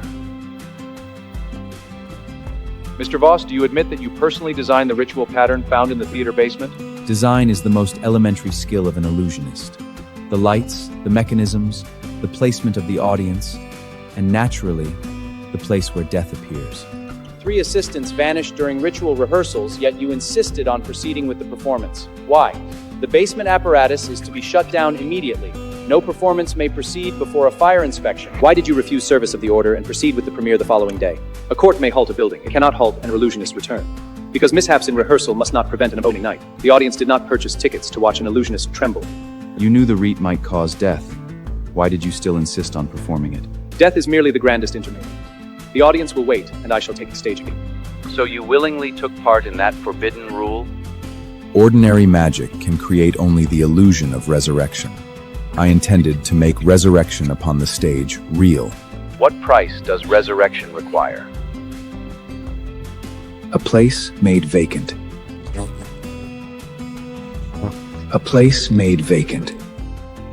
A place made vacant. Adrian didn't become an evil spirit because the fire trapped him.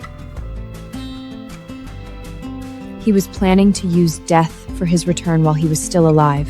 When he said a place made vacant at the hearing, did he mean a living person's body? More than a body. He needs an identity, memories, and someone who acknowledges herself as his bride. He said he wouldn't let me die.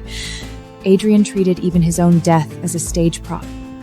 He has no intention of letting you live. Tonight, he will imitate familiar voices first, then use secrets and fear to force you to answer. His physical return will fail at first sight. Sunrise is at 5:07 today. If you hear your name, do not answer. If you hear crying, do not turn around. Do not leave the bed before 5:07. What if he comes to the front of the house? Unless someone acknowledges their identity aloud or invite Adrian across the threshold, his physical form can only stand outside the front door. He may perform through phones, mirrors, and bracelets, but he cannot touch anyone inside. What if the door opens? A door opening by itself does not count as an invitation. What you must never do is acknowledge your full name or answer the bridal invitation. and you never willingly permit Adrian to cross the threshold. Remember everything I said. We can survive this.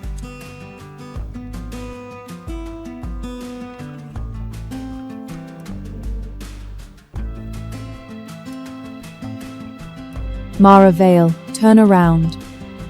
Say, Mara Vale is my name, and you will learn what your great-great-aunt endured on the final night. Adrian has called my full name.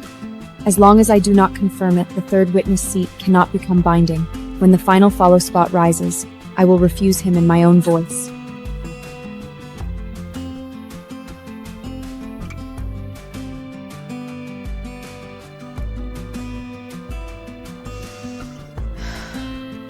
Silence every phone. No matter whose number appears on the screen, do not answer. We only have to hold on until 5:07. At first sight, Mara will come back. She never said she'd come back. Mara dared to leave because she believes we can make it through.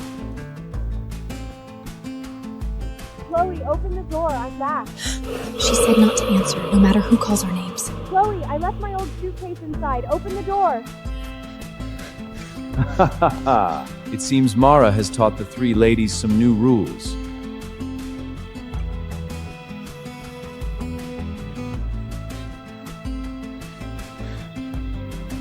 The lights are ready. The audience is seated. Ladies, the performance is about to begin. Ava, Sophie, I'm so cold. Can I sleep with you?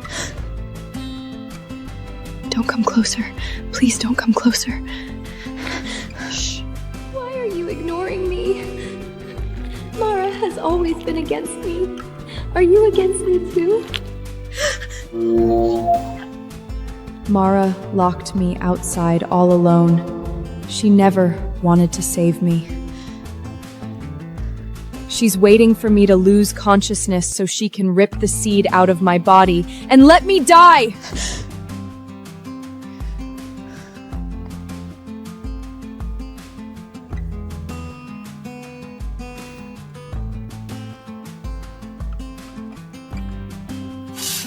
Mara only wants to control you.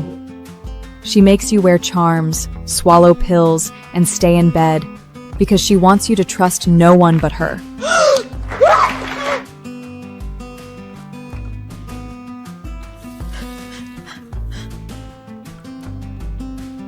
Ava Bennett. Ava, don't listen.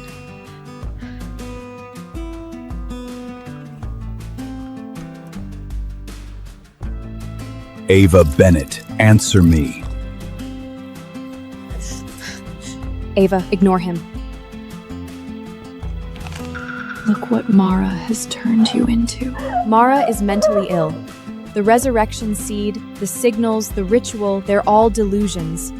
She only wants you frightened. That way, you'll obey her forever.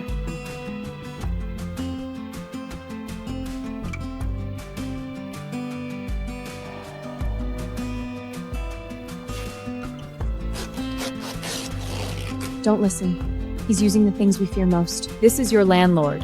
The neighbors have complained about noise in the middle of the night. Open the door immediately, or I'll call the police and evict every one of you.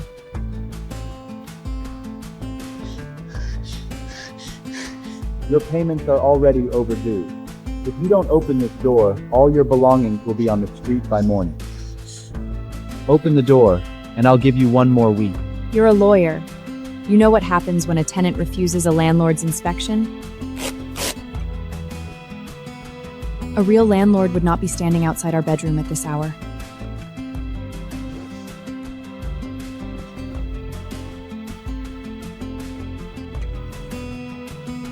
It hurts, but I have to hold on.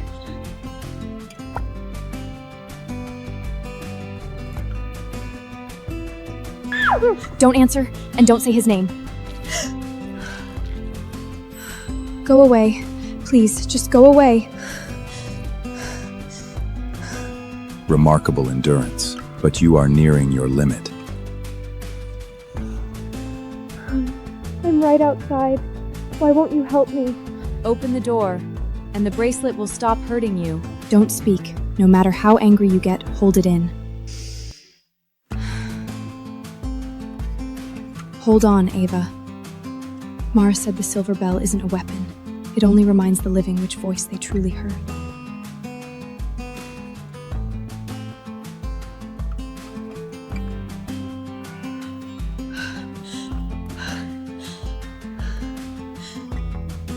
Mara's method is working. Keep holding the bell. No matter whose voice he uses, don't answer. Very good. At last, you have learned to see through the first layer of the trick. But a master illusionist never prepares only one mechanism.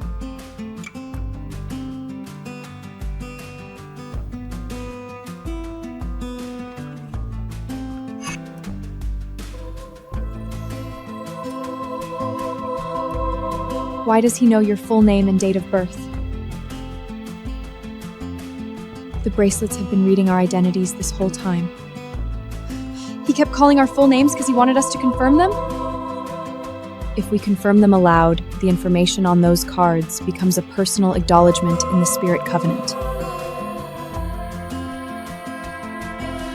In his ritual, answering to your name is the same as signing your own death warrant. Sophie Miller, acknowledge the name as your own, and you shall receive the fortune Chloe promised to share. Debt, rent, and work shall trouble you no longer. You need only answer with a single word. You spend your life solving other people's troubles, yet no one has ever solved yours. Say yes, and it will all be over.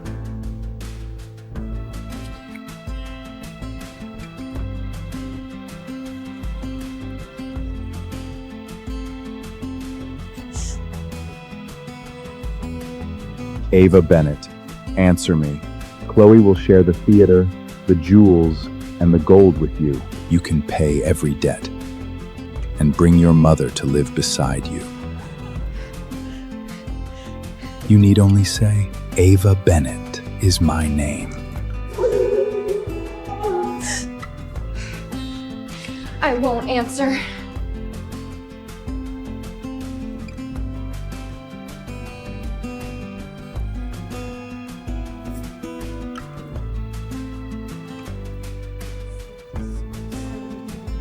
Sophie Miller, Ava Bennett.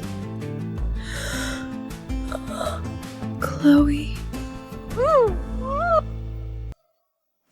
The silver salt is wearing off. How long until first light? 19 minutes. My stomach hurts. Please help me. Adrian attacked me. Don't turn around. Ava, Mommy's here. Turn around and look at me. I'll take you home.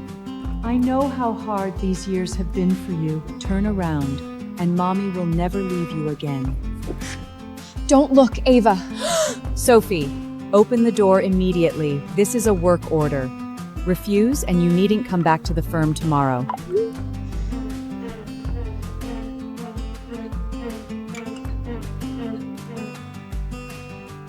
Mara said we cannot turn around or answer before first light at 5:07.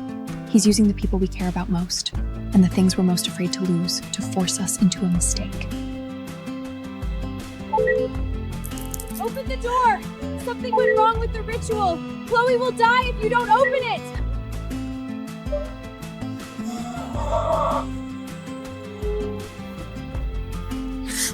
The real Mara would never tell us to break the rules she gave us.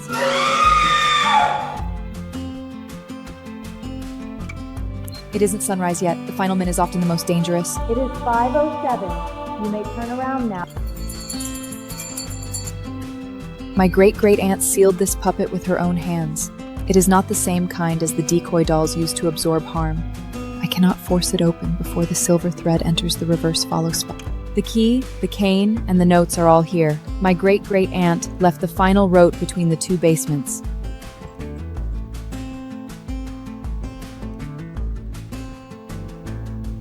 It is 5:07. You may turn around. My phone doesn't say 5:07. Don't trust the light outside. I drove Adrian away. If you don't open the door, Chloe will die. Adrian is gone. There's nothing outside the door. Right. Adrian lost. Turn around and look at me!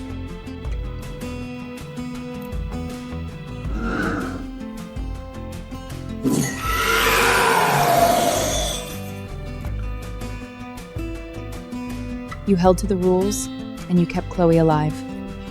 I finally understand how Adrian uses electronic records and theatrical props to evade ordinary taboos. Old mediums called such a thing a human ghost. My great-great-aunt's notes call it a returning soul. A returning soul is the kind of ghost most like the living. It can hijack old accounts and electronic records and use an invited room to form a temporary body capable of touching the living after midnight. Every payment, signature, and physical form it creates fails at sunrise. Each manifestation consumes the life force of the bride and witnesses. It cannot maintain a body in daylight or establish an identity that endures. Without a living person's invitation, its physical form cannot cross a threshold or touch the living directly. But through bound phones, mirrors, bracelets, and theater props, it can project voices, images, changes in light, ash-covered objects, and untouchable shadows into the room. Those projections can cause illusions and pain. They can even pull on bracelets and props already bound to a person. But without an invitation, they cannot directly take a living life. A door opening by itself does not count as an invitation. A room's invitation applies only to the person who willingly gave it. The hotel room was registered to Chloe, and she entered voluntarily to meet him. That allowed Adrian to touch Chloe there for a short time. It did not grant him the right to touch every roommate. After Chloe willingly opened the door to Voss Theater, the bracelet gained a path.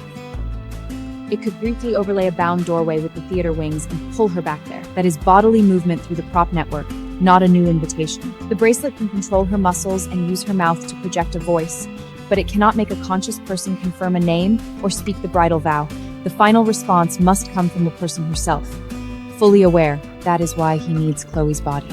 Only by taking the bride's identity, memories, and flesh can he truly escape the prop network of Voss Theater. So this whole time he's been forcing us to complete the conditions for his arrival ourselves. He obtained your identifying information, but he never received a formal response from the living. The rate has 2 stages, seat registration and personal confirmation. The bracelets registered both of you, and I was registered through inheritance of my great-great-aunt's seat, but none of us confirmed aloud. All 3 seats still read response pending. None has become final consent.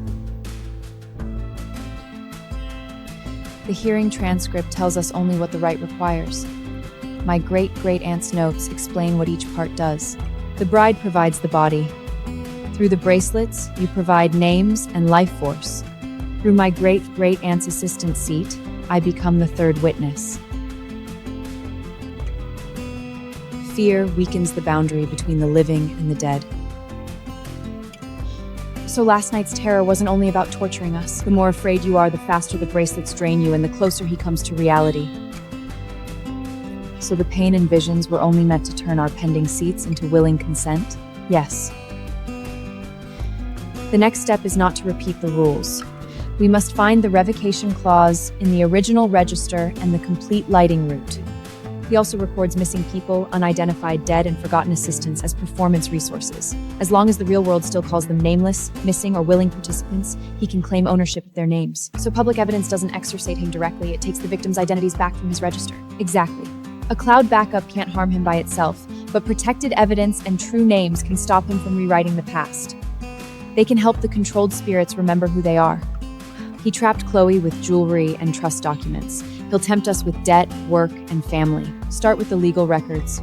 He may create temporary signatures and midnight transactions, but a dead man's signature cannot convey legal title.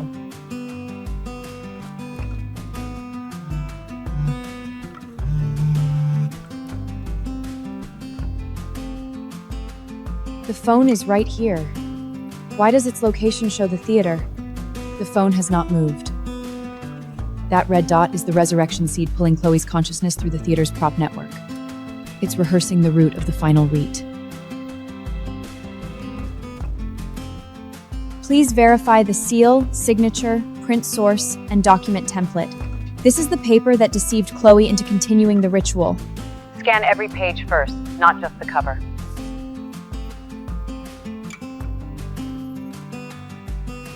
The beneficiary document is forged. The seal number does not exist, and the witness section bears no licensed attorney's signature. What about Adrian's signature? The signature is an image copied from an old file. On magnification, There is no ink variation or pressure from a pen stroke. The printer's microdot code points to a modern device. And the font wasn't released until many years after Adrian died. I also verified payment for the luxury hotel. The reservation came from a trust account frozen for more than a century. The authorization automatically reversed after sunrise, and the hotel never received real funds. The trust was frozen at the exact time of the 1908 fire. Adrian has been hunting through the same estate shell ever since. So the luxury suite and its payment record were both illusions, created by briefly hijacking the system at midnight. He can manipulate records tied to the Voss estate, but he cannot create wealth or a legal identity that survives into daylight. Even the property he promised Chloe was fake. There is something stranger. The papers use a discontinued template from the Voss family's old law firm. After the firm retired that template, several similar beneficiary documents appeared. Every beneficiary was a young woman. Someone has been using the same legal shell to create the illusion of inheritance and gifts. Not someone living. He is repeating the same method of hunting. This proves Chloe was not the first bride he chose. Wait, I found a list of missing women in the related cases.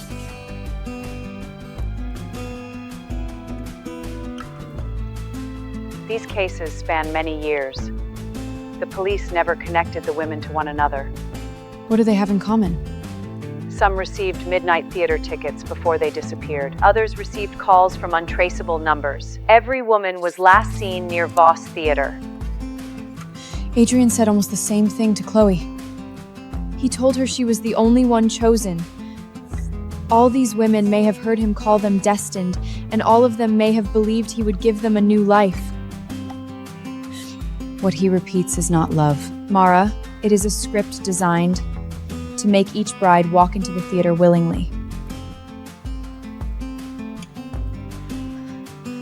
Chloe hasn't disappeared, but her name is already on the list. This is no ordinary police list. He is using the old records to register new prey. The original register was kept in the basement of Voss Theater. I need it to learn how these names were entered.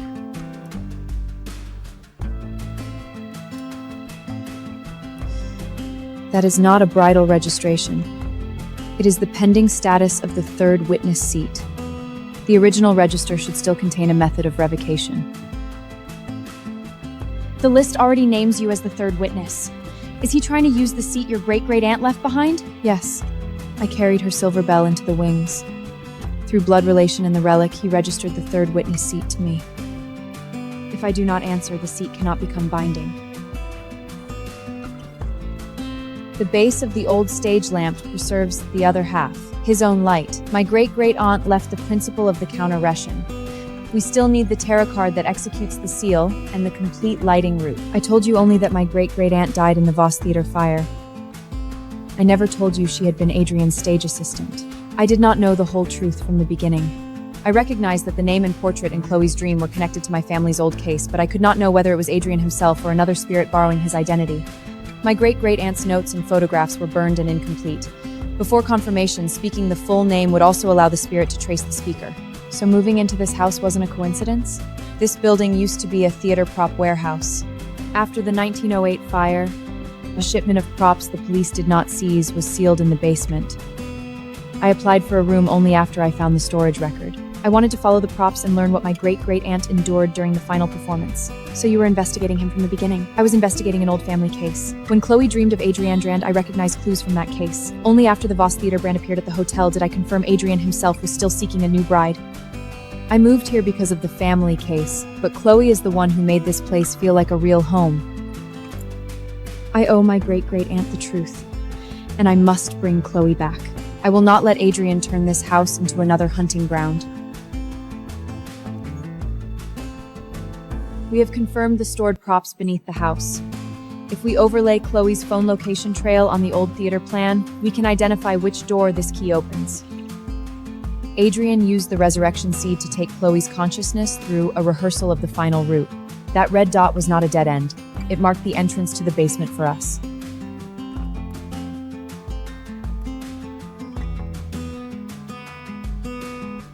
signal has begun responding to the theater's follow spot. If she delays any longer, she will die. Is there still a way to save her? Yes, he wants to turn this ritual into his final performance. I will tear down his stage. You handle the lighting controls. No matter what you see, do not let the main follow shot fully illuminate Chloe. You protect the register and the legal evidence. As long as the original records survive, he cannot turn every victim into a nameless prop. This one is for her. I will break the brutal covenant. What if he deletes the records again?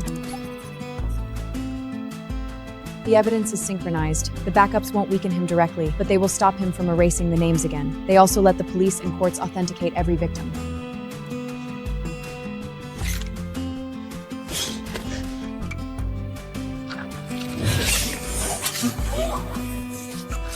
Stop! This isn't my choice!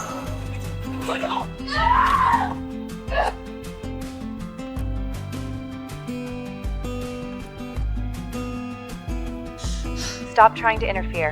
I'm marrying him tonight.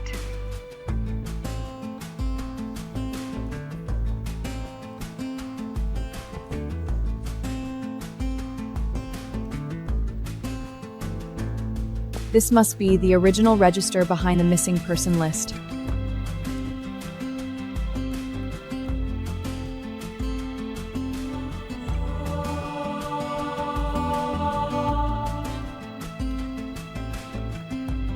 All 3 lines still say response to pending. The original register proves Adrian never received anyone's final consent, and that we can still revoke the seats. No one prepared this for him. He designed the entire ritual while he was alive. He never saw the people in that fire as human lives.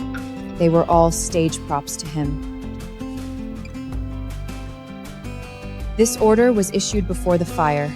The court had already stopped the performance. He refused to comply and illegally staged the premiere anyway, trapping everyone inside. This system has had no power for more than a century. How can it still turn on? The city grid is not powering it. Adrian's return energy is. We will use the cane and the counterspot to send that energy back into him. Both the photograph and the inscription on the lamp point to the counterspot. After we find the missing magician card, we use my great-great-aunt's cane as the conductor. Then we face the victims' true names in the register towards all 4 reverse mirrors. Only then can we restore the burned half of the circuit. The fire was not a simple accident. Even after the ritual lost control, he insisted on continuing. He knew the audience and assistants would die, and he kept the show going. Chloe willingly went to the hotel and opened the storage building door, completing the condition of a voluntary appointment. The bracelet can control her body and drag her back to the stage, but it cannot consent for her beneath the final follow block. Welcome back, ladies. The final act awaits you.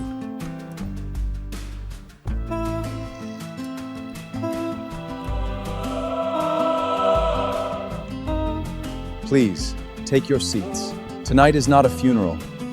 It is a wedding delayed by more than a century.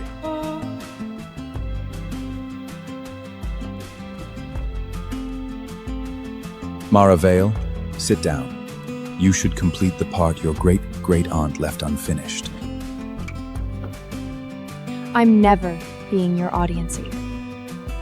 Every audience refuses at first, until the stage reveals the miracle they truly long to see. The register proves the fire and the missing women were no accidents. The law can record only deaths that have already occurred. It cannot comprehend the value of resurrection. You have always wondered why I chose Chloe. I adore the way Chloe longs to be rescued. She believes the right man can make debt, humiliation, and poverty vanish. The woman most willing to believe in a stage miracle makes the perfect bride. You don't love Chloe. You only found an audience member willing to walk into the trap. Great magic has always demanded sacrifice. The audience sacrifices time. The assistant sacrifices safety. The bride sacrifices her body. She is merely the most beautiful prop in the performance. A true illusionist makes the audience believe in miracles. He does not turn living people into expendable supplies.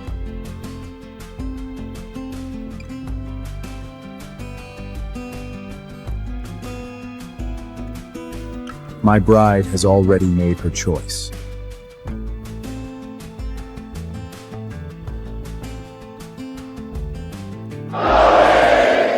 You shall be the sole mistress of Voss Theater. Everyone who ever mocked you will sit below and look up at you.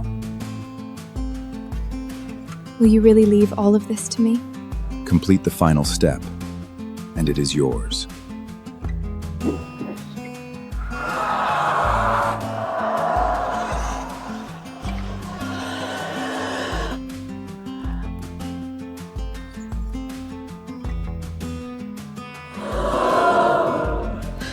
Who are they? Why are they wearing the same wedding dress as me? Failed props are not worth remembering. Did he call all of them his one true bride too? Put on the charm first. Listen to their real voices, then make your own choice.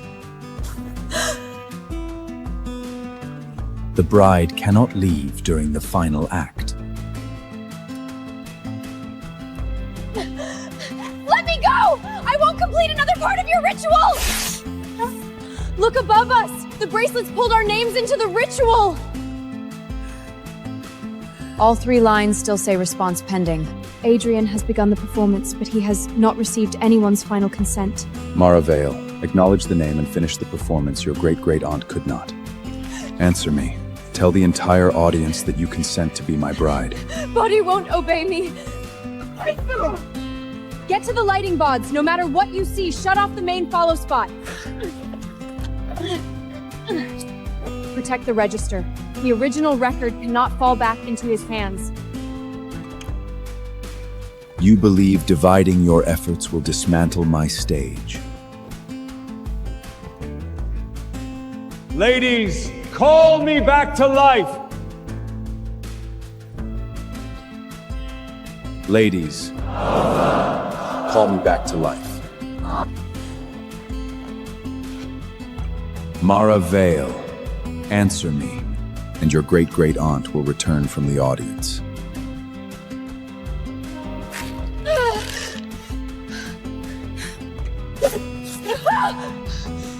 They keep chanting Ava's and Sophie's names. Look at me. He still does not have your final consent. This is the final layer of the charm. The moment he states his full name, ring the bell. You must reject the role of bride in your own voice. I cannot answer for you. I will reject him. I'm just afraid I won't last that long. Then listen to my voice, not the applause. The photographs are uploading to Rachel now. He can't erase these names.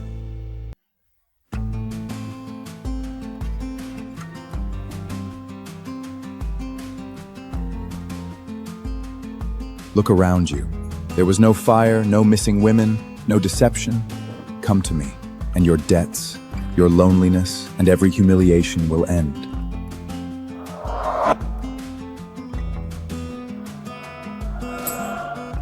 Come. Everyone is waiting for you to become mistress of this theater.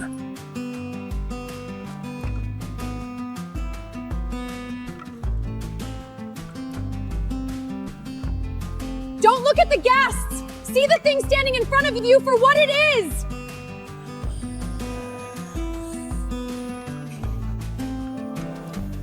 I, Adrian Voss, offer you the theater, the trust, and my everlasting love. Give me your hand, then tell the audience that you consent to be my bride.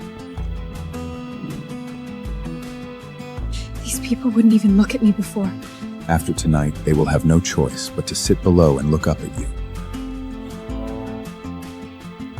Eleanor Gray, did he kneel before you like this in 1908? He told me I would be the only mistress of the theater too. Show Chloe what his promise of forever truly means. He told each of us we were his only bride. Do not look at failed props. Failures have no right to intrude upon our wedding. I finally see you clearly. You never loved me. You never loved me.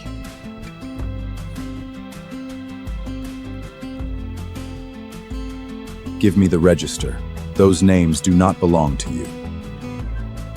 The police electronic evidence portal has received the emergency hearing exhibits. It also has the forged trust papers, the missing women list, and photographs of the register. Each submission has a separate receipt number. Any formal reopening of the fire and related missing person cases will still require review. The independent forensic platform generated immutable hashes and timestamps for every file. The police online reporting system also returned automatic receipt numbers.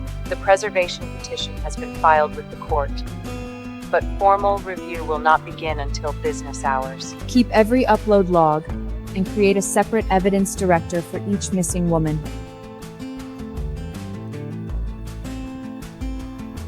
Without the originals, you possess nothing but photographs and stories. The backups are complete. Burn the originals if you want. You can't burn every piece of evidence. The cloud is not expelling you. These names now exist in permanent outside records. You can no longer quietly turn the victims back into your performance resources.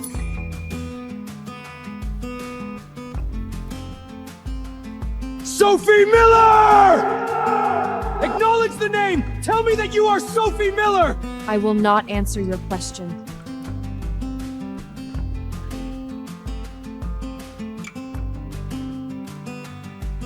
This register records victims, not your property.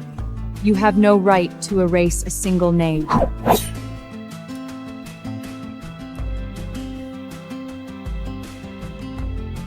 The salt circle can't break. He's trying to use my blood to take back the register. Press your sleeve against the wound. I'll cut the covenant line. Get the lights on. There are 2 switches. Which one? Turn off the main spot and turn on the counter spot. Half the old circuit is burned out. This is as far as I can bring the light. Move! He's controlling my hand! Fight him!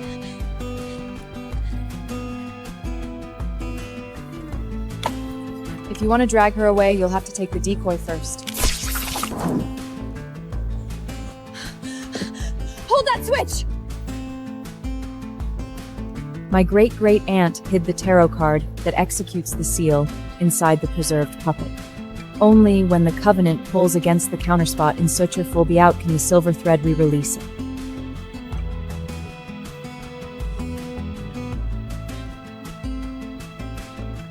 This is not a new solution appearing from nowhere. The photograph. The broken inscription on the lamp, the counterspot circuit in the register, and the hanged magician card finally aligned.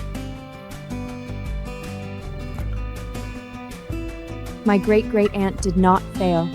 She was the first person to uncover the truth of the ritual. She used the decoy puppet to absorb the pull, then used the counterspot to hang Adrian upside down in his own follow spot. She only delayed the performance. Your family has never defeated me. She left the unfinished seal to me. Turn the old follow spot on him.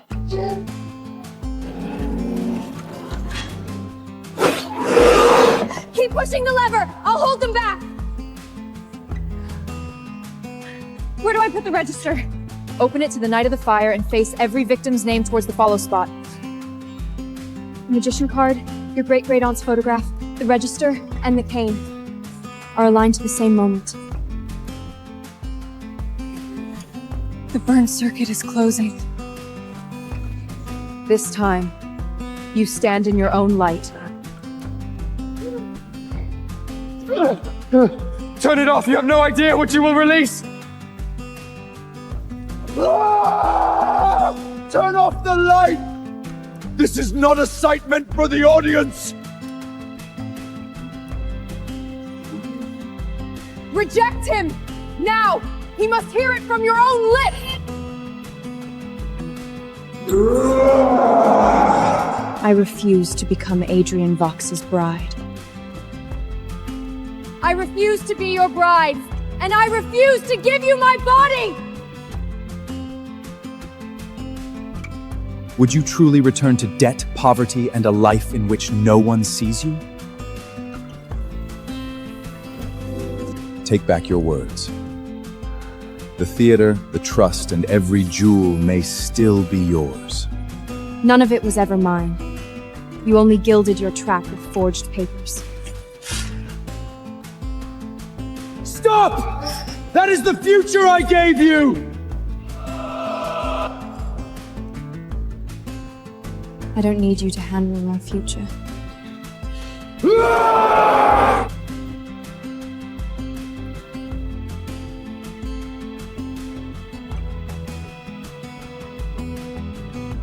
Applaud the final return!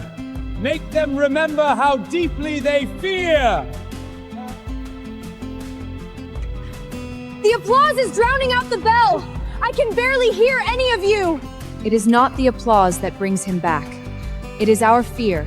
Do not follow his rhythm.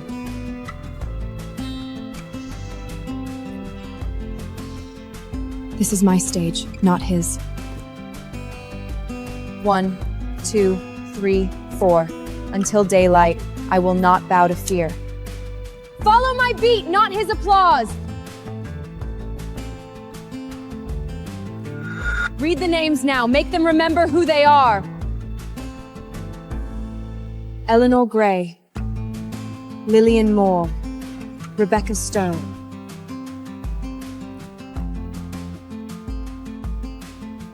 Every one of you has a name. None of you is his prop, and none of you owe him applause.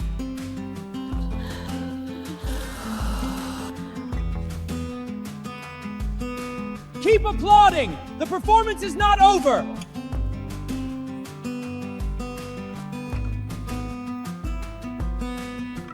Without me, the world would have forgotten you long ago!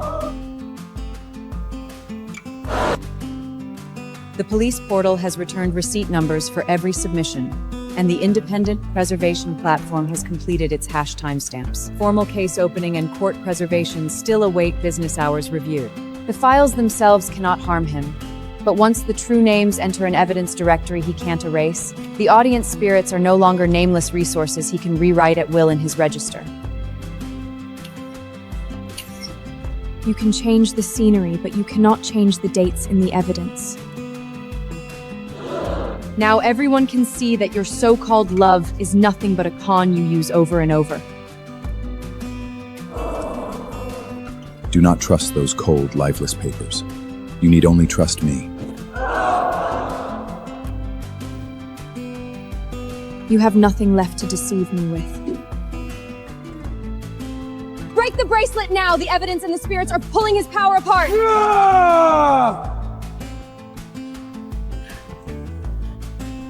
Break that bracelet, and you will lose everything I ever gave you! The only thing I nearly lost was my life.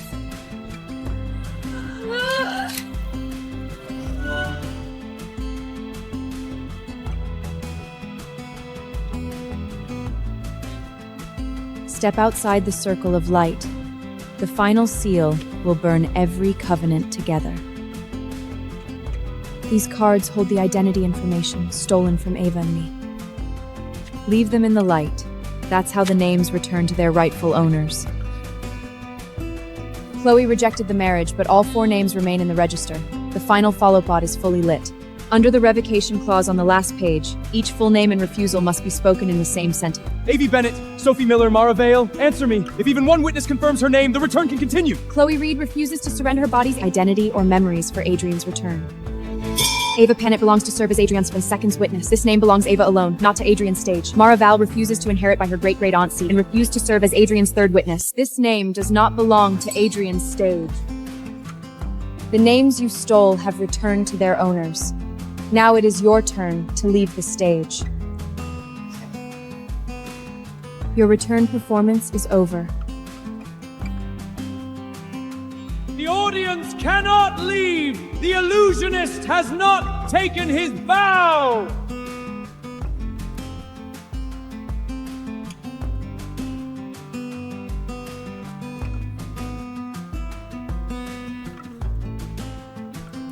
Is it over?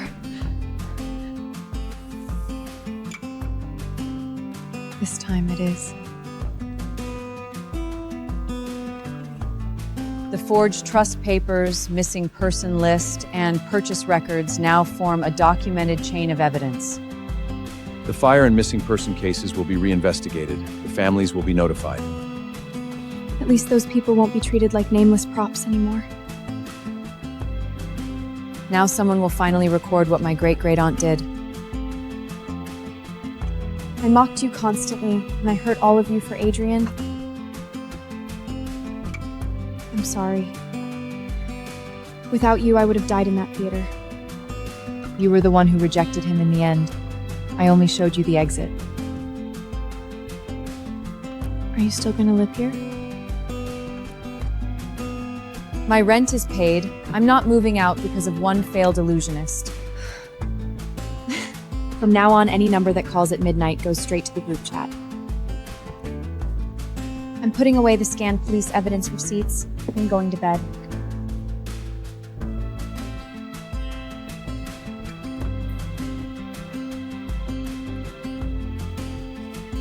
I didn't bring any fragments home. When did this thing appear? This isn't another police request for supplemental evidence, is it? 13th performer.